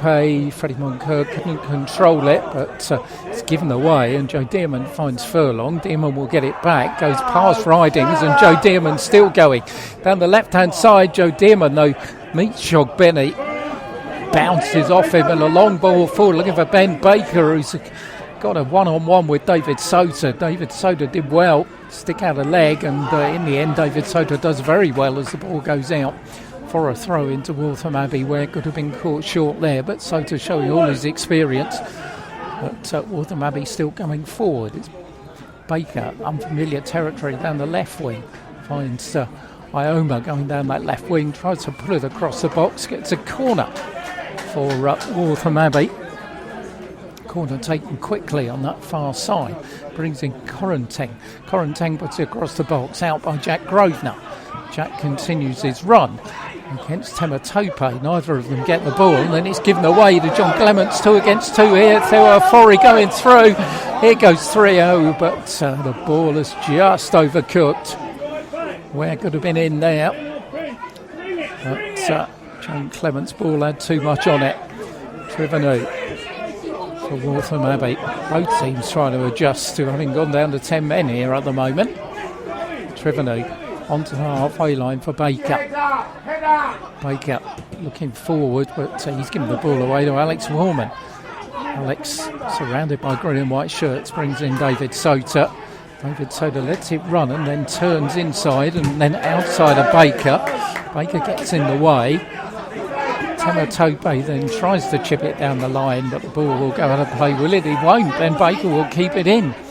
Possibilities for Waltham Abbey here. Baker back for Tema Tope. Tema Tope down the line for Ben Baker. Drifts inside. He's all right foot as Silverman hits it off the referee. Get out of the way, refs, there's a man in front of us, and Waltham Abbey will get the ball back midway inside the Ware half.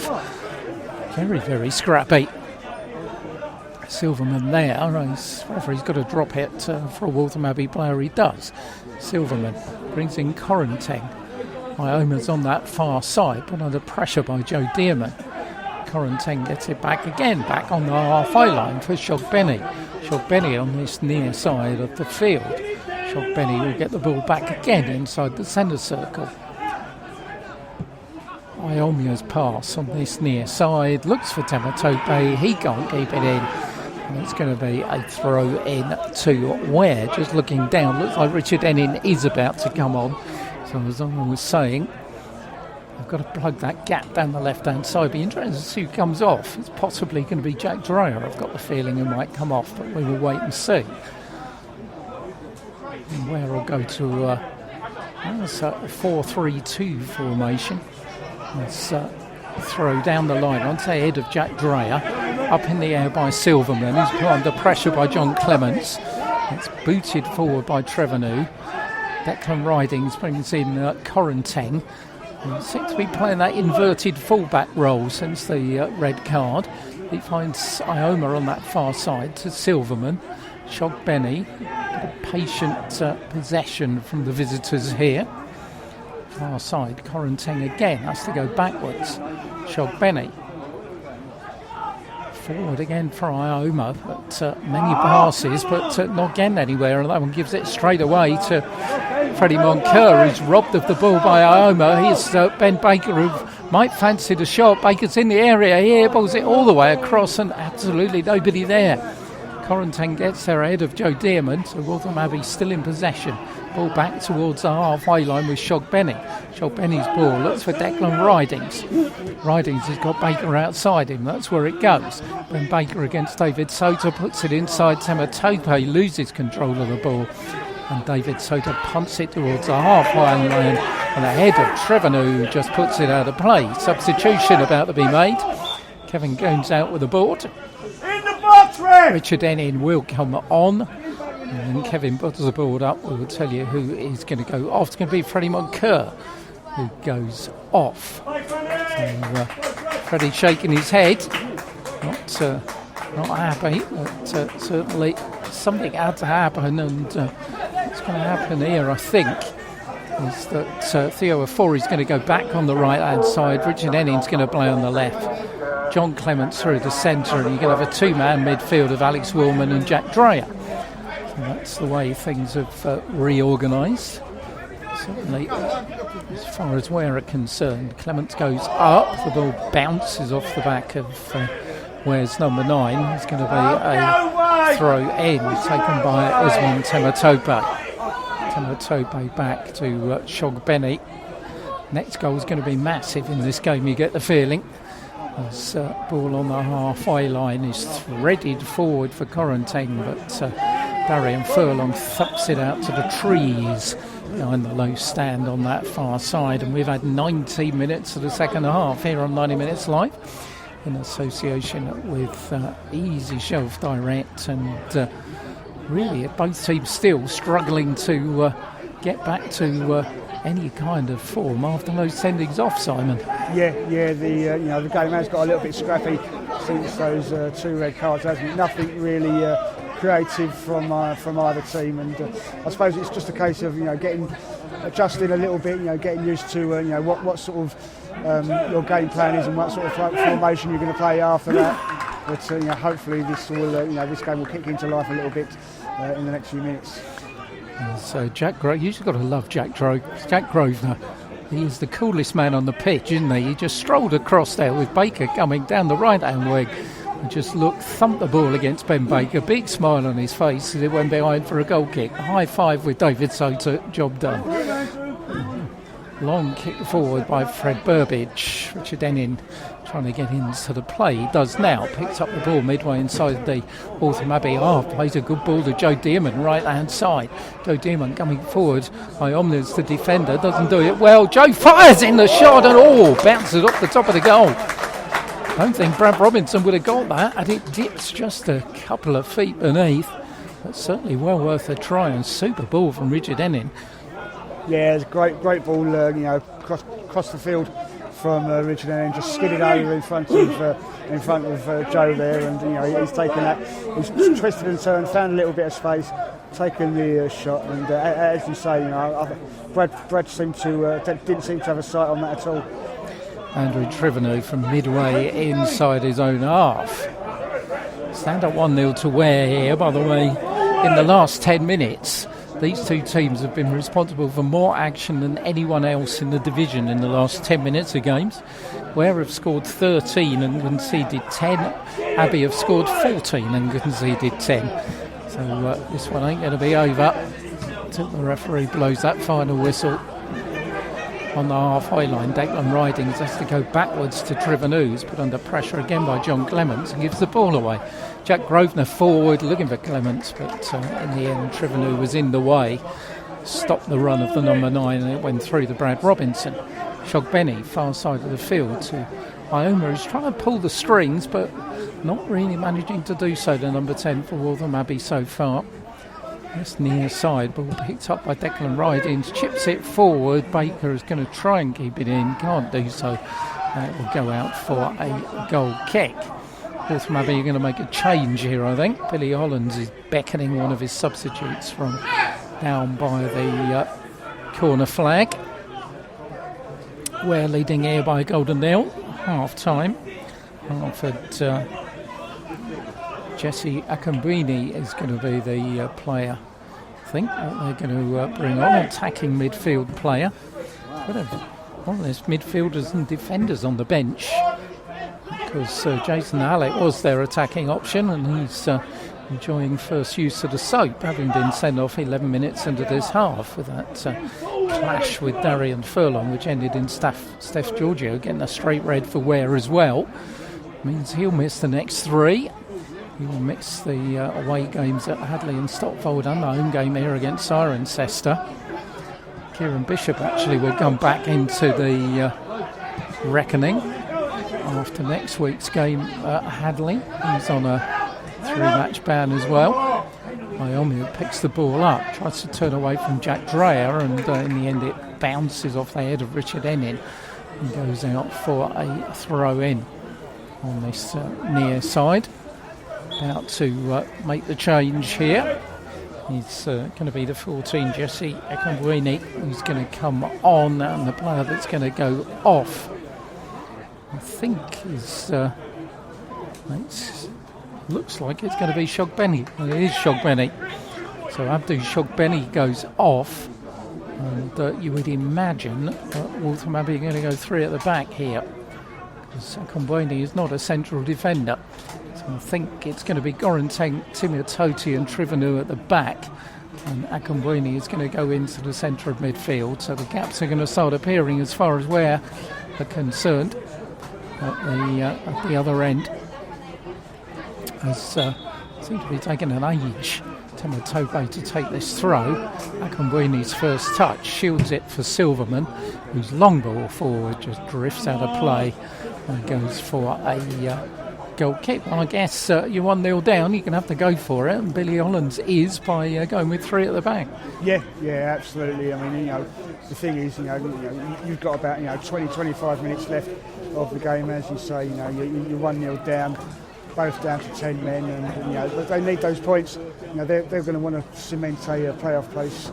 And I think no one in those playoff places, apart from as we said, Biggleswade Town before, can be sure of that happening. So they'll want to get the points on the board and won't want to leave today with a defeat. John Clements goes down and Abe again. Trivanu the offender this time, and we'll get a free kick.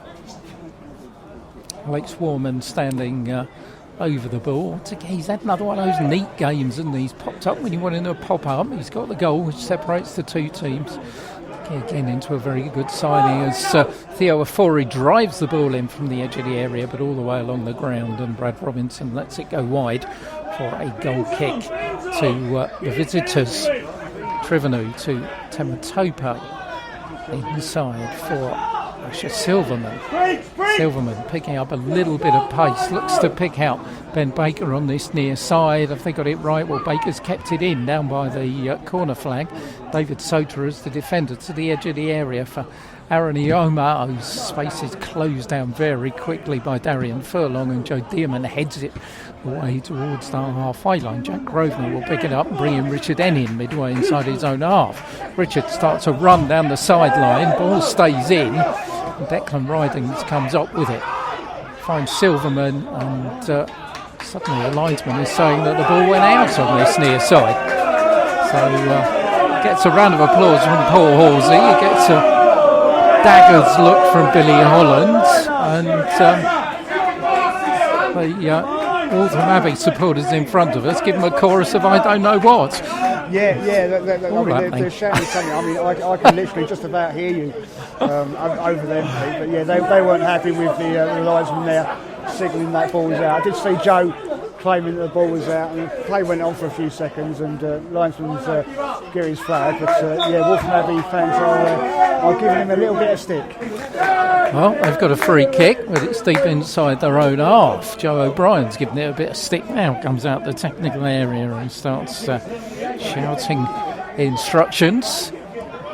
As Silverman picks the ball up midway inside the Waltham Abbey half. Looks for Prince Domifry, who really hasn't had the ball since Steph Giorgio's been sent off, as Fred Burbage lets it go and has to rescue it before it would have been one of the strangest goals of the season.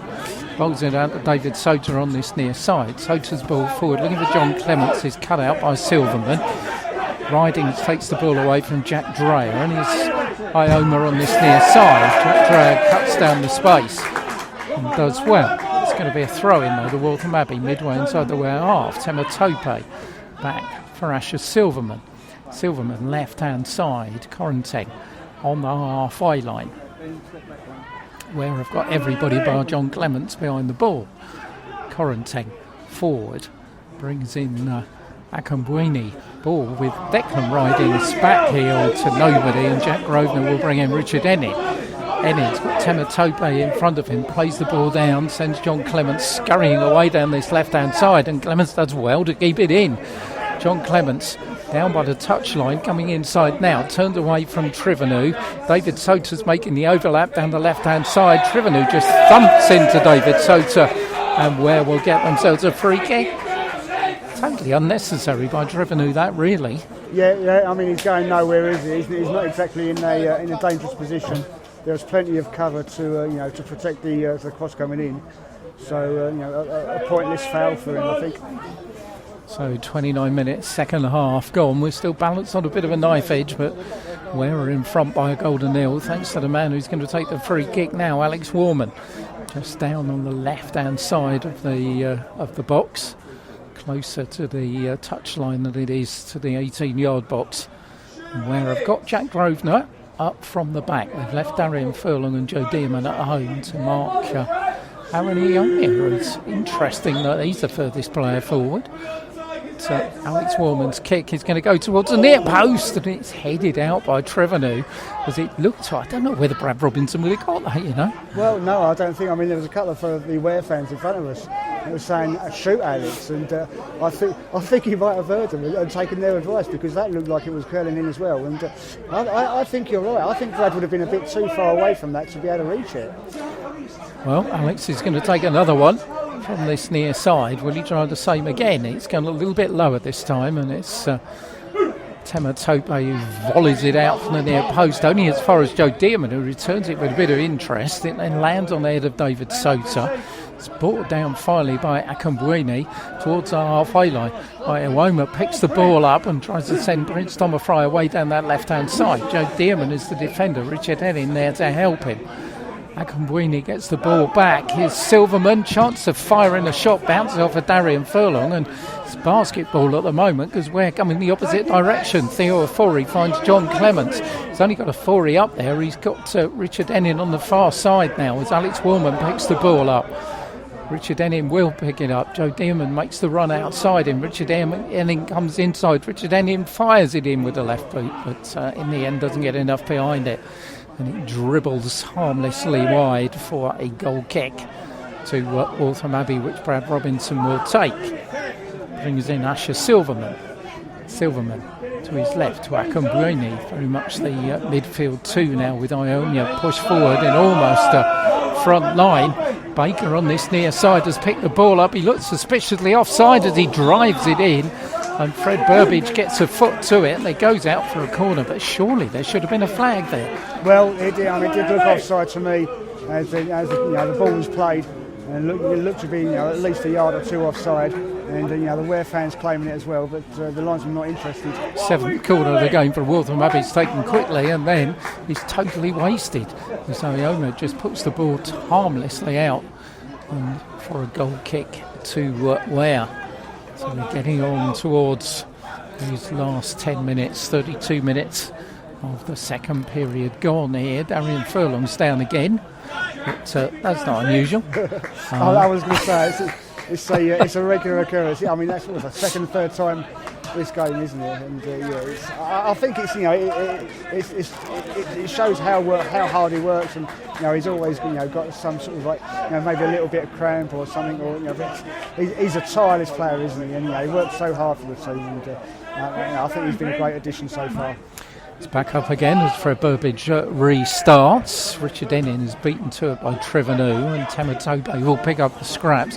Ascend tries to send Baker going down this touchline, but Jack Grosvenor's just there, straight in front of him, and again it's another one of those. I mean, Jack Grosvenor's not put a foot wrong, is he? No, he's not. I mean, obviously it's only the second game that we've seen him play, but I think in both games, he's really put in a good performance. He's there right now, and as we said before, he's right there right now, geeing up the players, say, come on, let's keep it tight, let's keep going.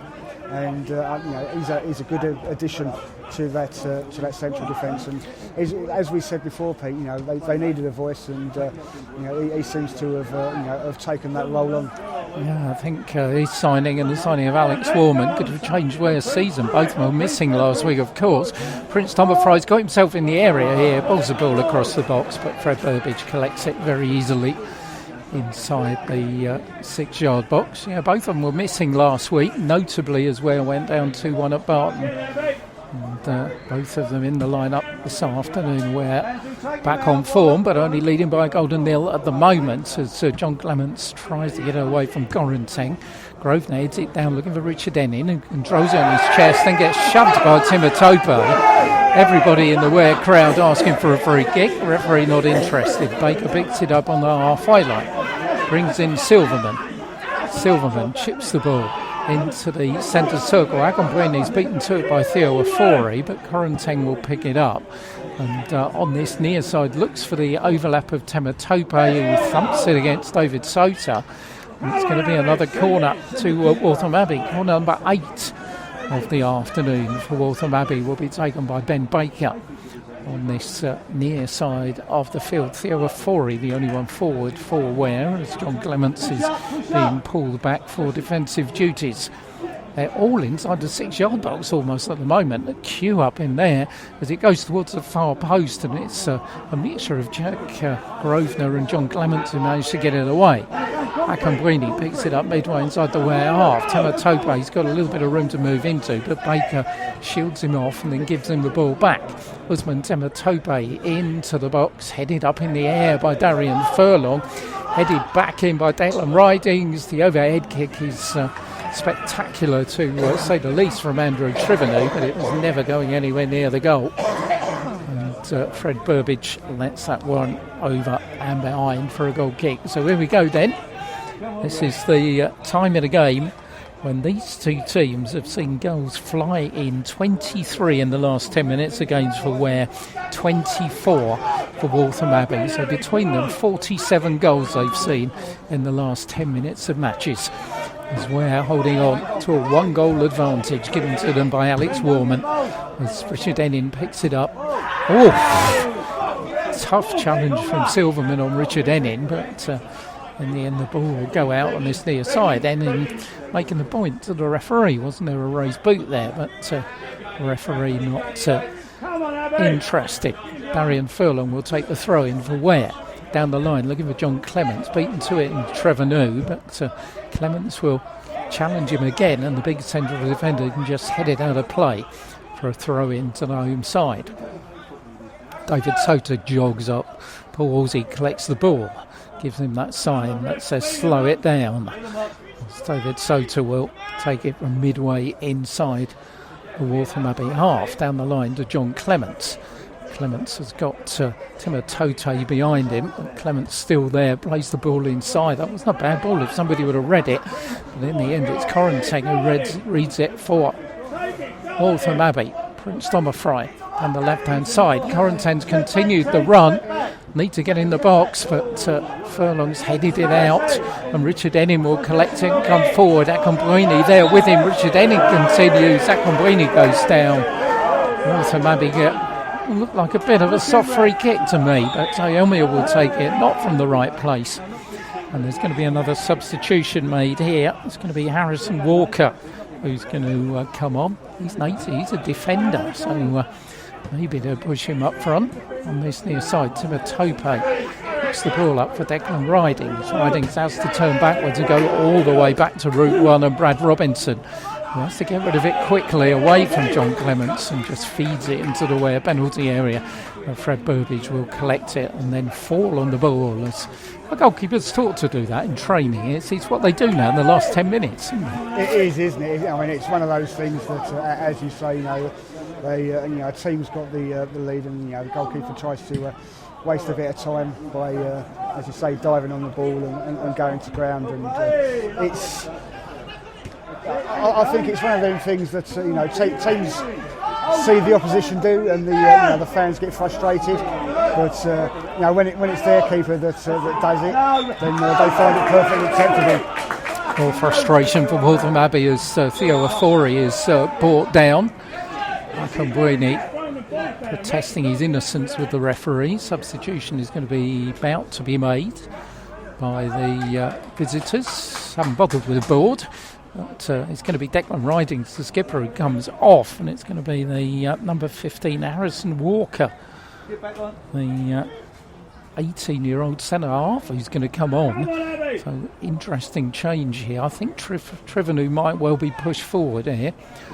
And so, Ware have taken this free kick just inside the Waltham Abbey portion of the centre circle. Alex Warman's got it. Richard Ennings very wide on this left-hand side.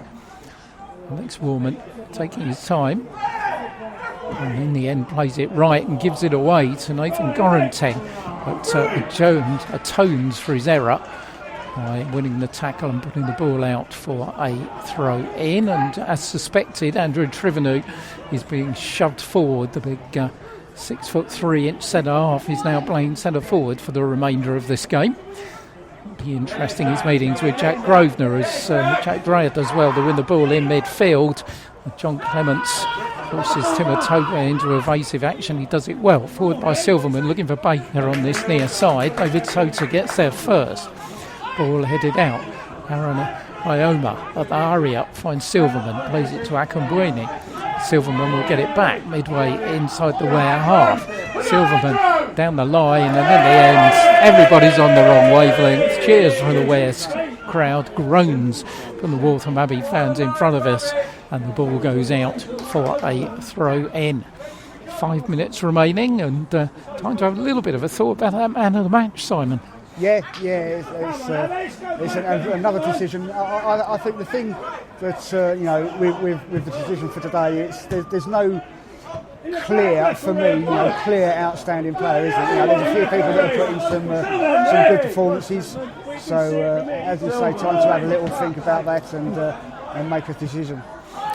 Darian Furlong's completely sliced the ball, but luckily for Ware it landed at the feet of Theo Afori. And now Darian Furlong's ball on this near side could have had Richard Ennin in. Timotota does well, and Brad Robinson, cool as you like, finds his fullback, who puts it across to Harrison Walker, the young centre-back. His first touch finds Nathan Gorenteng, who gives it to him back. Shy of the halfway line, long ball, looking for Ben Baker on this near side. Baker misjudges it again. Goes over his head. It's not been Ben Baker's day, as the ball will go out for a throw-in to Ware. Last time Waltham Abbey were here, they won 3-0. Earlier on in the season, of course, they beat Ware 4-1. Ware's last win here, a 4-1 victory in the 11th of September 2021. The last 10 games between the two teams stand at 5-5.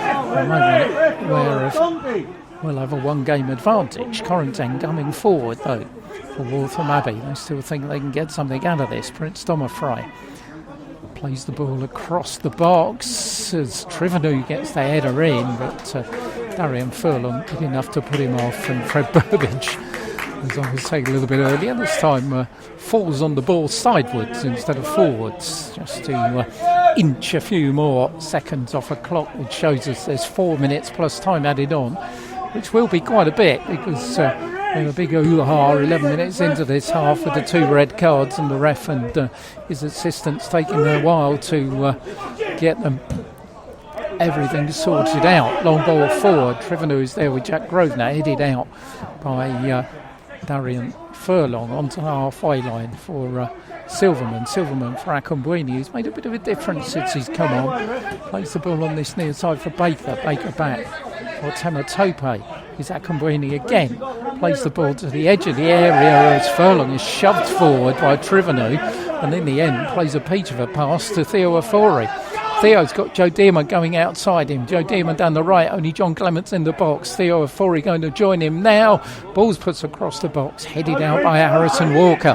Prince Domofray a chance to turn on the afterburners and run forward. He's pulled down by Alex Warman, and that will be a yellow card for Alex. And as we were having abandoned the score, we were before the game having a little bit of a conversation about blue cards, and the man just down in front of us and said, well, that would be a blue card, and I guess it probably would. I think it would be, yeah, absolutely. As you say, it's the blue card is supposed to be for that cynical foul, or some people say you're taking one for the team, and I think that's if that's what how they're going to implement it, that could well be a blue card next season. Alex Warman into the referee's book, and Brad Robinson's taken the free kick, despite the fact it's about 10 yards inside the Ware half. On that left-hand side, all lined up for Waltham Abbey on the edge of the area. Ball goes up, headed out by Grosvenor. Further on by John Clements. Richard Enning's got a chance to bring Ware forward here down the left-hand side. Richard Enning with Akinbuene. Richard Enning still going, goes down to the corner flag. He's got some green shirts around him, and there's the green shirts that come out with the ball. Is Asher Silverman. Plays the ball out on that far side to Prince Dommerfry. Joe Dearman's there very quickly and puts him off his stroke. Prince has still got the ball, tries to go down the line, gives it to Iomio, plays it through the centre, and Jack Grosvenor just ducks under the ball and lets it run to Fred Burbage. Baker's going to close down, and Fred Burbage again. That's the best one of the lot. Well, I was nice. I know it stopped raining, but we had a lot of rain there. I mean, that could have been a 7.8, I reckon, that one. Yeah, that was scoring a try for England in the Six Nations, that was. Ball on this near side for Richard Enning, who's wrestled to the ground by Tamatope. Referee not interested, and Waltham Abbey get a throw in. We're in the last minute at Watson Park. We're leading by a goal to nil, and it could be a vital 3 points for them in their hopes of getting in the end of season playoffs. John Clements does well, blocks Correnteng's intended ball forward, and it goes out for a throw in. The only two games taking place apart from this one, of course, Hertford against Kempston and Cirencester against AFC Dunstable. If Cirencester don't get a result, if we hold on to this, they'll be back in the top 5 tonight, as Theo Ofori is there, wrestling with Harrison Walker. Ofori down on that right-hand side. Ofori's in the box. Theo Ofori still went for glory, and in the end hit the side netting instead of the back of the net. Brad Robinson urged on by the Waltham Abbey fans in front of us. We're on to time added on for stoppages here at Watson Park. The rain has relented. There's a crimson glow in the sky behind the stand on that far side.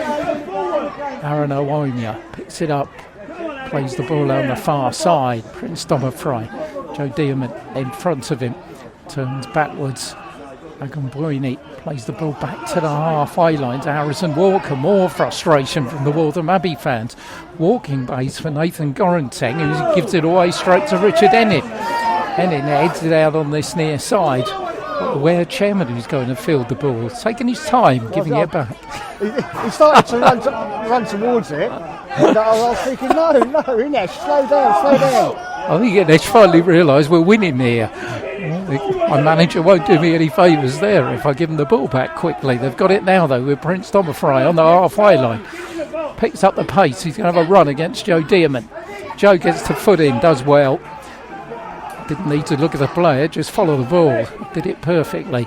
Ball goes out for a throw in to Waltham Abbey, far side of the field. 2 minutes over the top we've played at Watson Park. We're leading by a goal to nil as Nathan Correnteng, again at walking pace, plays the ball to Harrison Walker. Walker on this near side to Ioma. Square to Asher Silverman. Akinbuene trying to turn away from Alex Warman.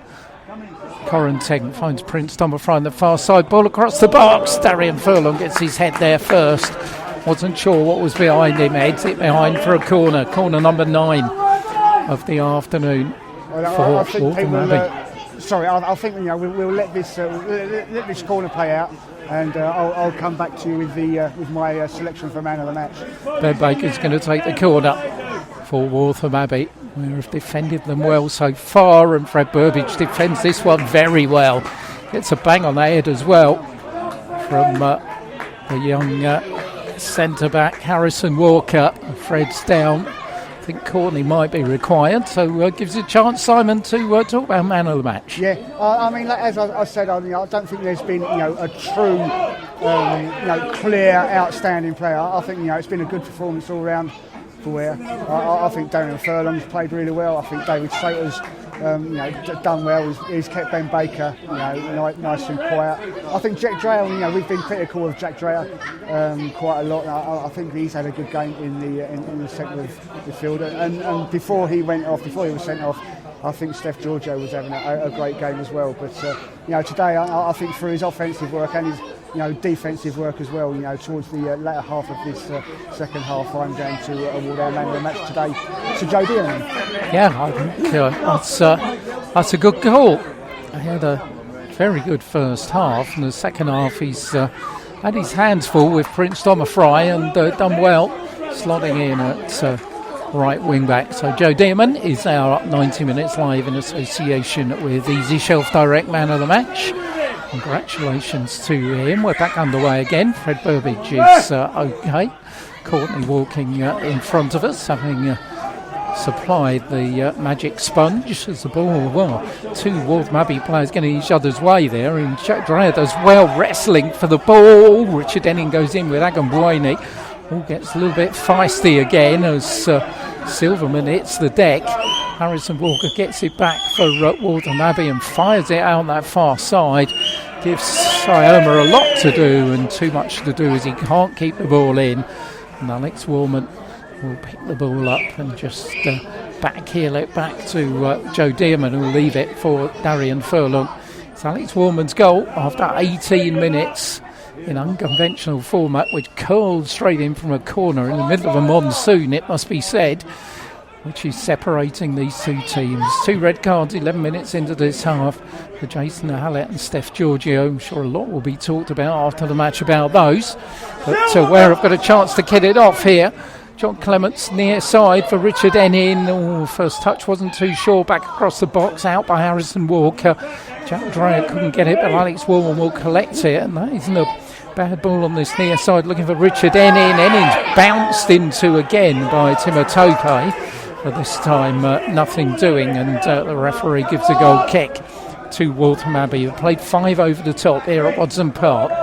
We're leading by a goal to 0, and the ball breaks for Jack Grosvenor, who will just prod it back to Fred Burbage. Long kick forward by Fred. Harrison Walker's got to watch it. Theo Afori might fancy it, but in the end the youngster finds Brad Robinson, and still we go on with Nathan Correntang on that far side. Pulls the ball in for the hard-working Asher Silverman. Silverman back onto the halfway line for Walker. Walker on this near side for Timo Tope. Timo Tope for Akambweni. He's got Jack Dreyer all over him. Plays the ball to the halfway line to Correntang. Plenty of possession for Waltham Abbey, but they're not going forward. Spending most of their time going backwards. Ware could have nicked the ball there, but didn't. Correntang now does go forward. Got Alex Warman in front of him. Here's Prince Thomas Fry, and once more Joe Dearman does the job and gets a boot in and delays the attack. Waltham Abbey have got to throw it in. But they really have got themselves to blame in this game. They've shown a complete lack of urgency throughout the whole of it. It's frustrated their fans in front of us, and it must have frustrated Billy Holland, their manager, as the ball is thrown into the Ware box, and Jack Grosvenor just thumps it forward, looking for John Clements. Alex Warman now for Theo Afori. That is a peach of a ball from Alex Warman. Theo Afori against Harrison Walker. Theo turns right, turns left, but fair play to the 18-year-old. He did well there, but then thumps into the back of Richard Ennin. And it's a red card for Harrison Walker. Waltham Abbey go down to 9. Harrison Walker is sent off in injury time for thumping in to Richard Ennin. Darian Furlong's got himself involved again. It all ends in a heated mess down by that dugout. And well, away goes young Harrison Walker. Waltham Abbey down to 9 men. Yeah, well, I mean, it's just another occurrence in this game. It's all kicking off in front of us. The Waltham Abbey bench or marching up towards the halfway. One of the substitutes, he's looking absolutely furious. They're having to hold him back, as you said. Having to hold Darian Furlong back as well. And I know obviously it's Paul wouldn't class this as a derby, but it's a Hearts Essex derby, as you said before, and there's certainly been no love lost between the two teams here today. And it's Babadai Camera who was the substitute, who really... I think Pete as well. Sorry, I've just seen the referee having a word with the linesman. I think he's going to the Waltham Abbey bench. He's going to deal with someone there as well. Well, it was Camera who was the substitute who was making his way down the line, and the referee, I think, I'll just have to stand up for a little bit to see what's going on here. I think he's getting Camera as well. The shouts of off from the Ware crowd. Not sure what the referee's going to produce here, but he's having a long word with the substitute. I think that's Camera. He's getting a yellow card. The yellow card out for the Waltham Abbey substitute. And it's all ended in rather unseemly manner here. The Hearts Essex derby. Waltham Abbey are down to 9 men. Paul Halsey is looking at his watch and signalling to the referee. We have so far played 8 minutes over the top, going into the 9th minute of added time, but we're still going to have another couple of minutes because of all the kerfuffle with the third red card of the game. Well, red cards and derbies tend to follow, and this one's certainly been a feisty affair at Waltham Park. We're leading by a golden nil. We've got a free kick deep inside Waltham Abbey territory. And Waltham Abbey down to 9 men. And that's going to be it. The referee calls a close to it. Cheers from the Ware fans, shaking heads from the Waltham Abbey faithful. And Ware have got themselves right back on track thanks to Alex Warman's 18th minute goal, scored direct from a corner. Doesn't tell the full story though. 3 red cards in the second half tell the story of a feisty encounter between these two sides.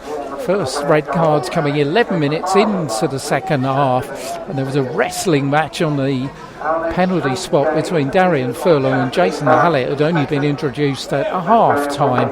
Steph Giorgio got himself involved in the shenanigans afterwards.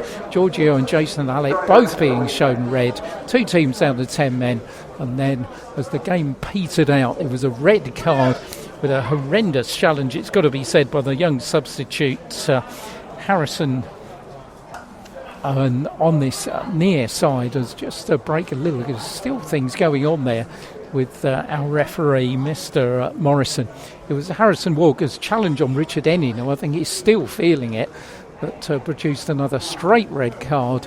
Babadai Camera, one of the Waltham Abbey substitutes, then got himself involved. He got booked, and it all ended in rather a mess. But the one significant factor is it's ended Ware 1, Waltham Abbey 0.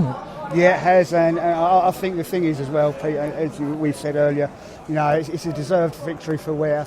There weren't lots of chances created by both teams in throughout the game, but a deserved 3 points.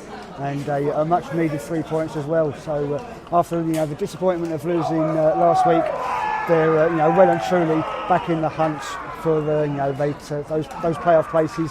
Moving on to 38 points. We'll update everyone with the scores from the other two games in a moment. But that puts them now 3 points behind Waltham Abbey with one game in hand. So it really makes it interesting.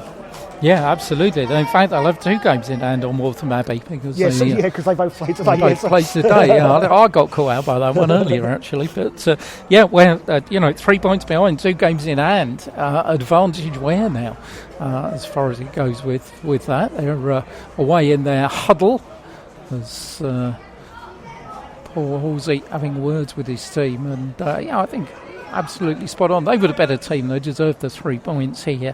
They've got themselves back into it, but how many times have we said that this season? Well, they've got themselves back into it and then had a disappointing result. They've got to take this, turn it around. They've got to go to Hadley, they've got to go to Sotfold, and then here against Cirencester.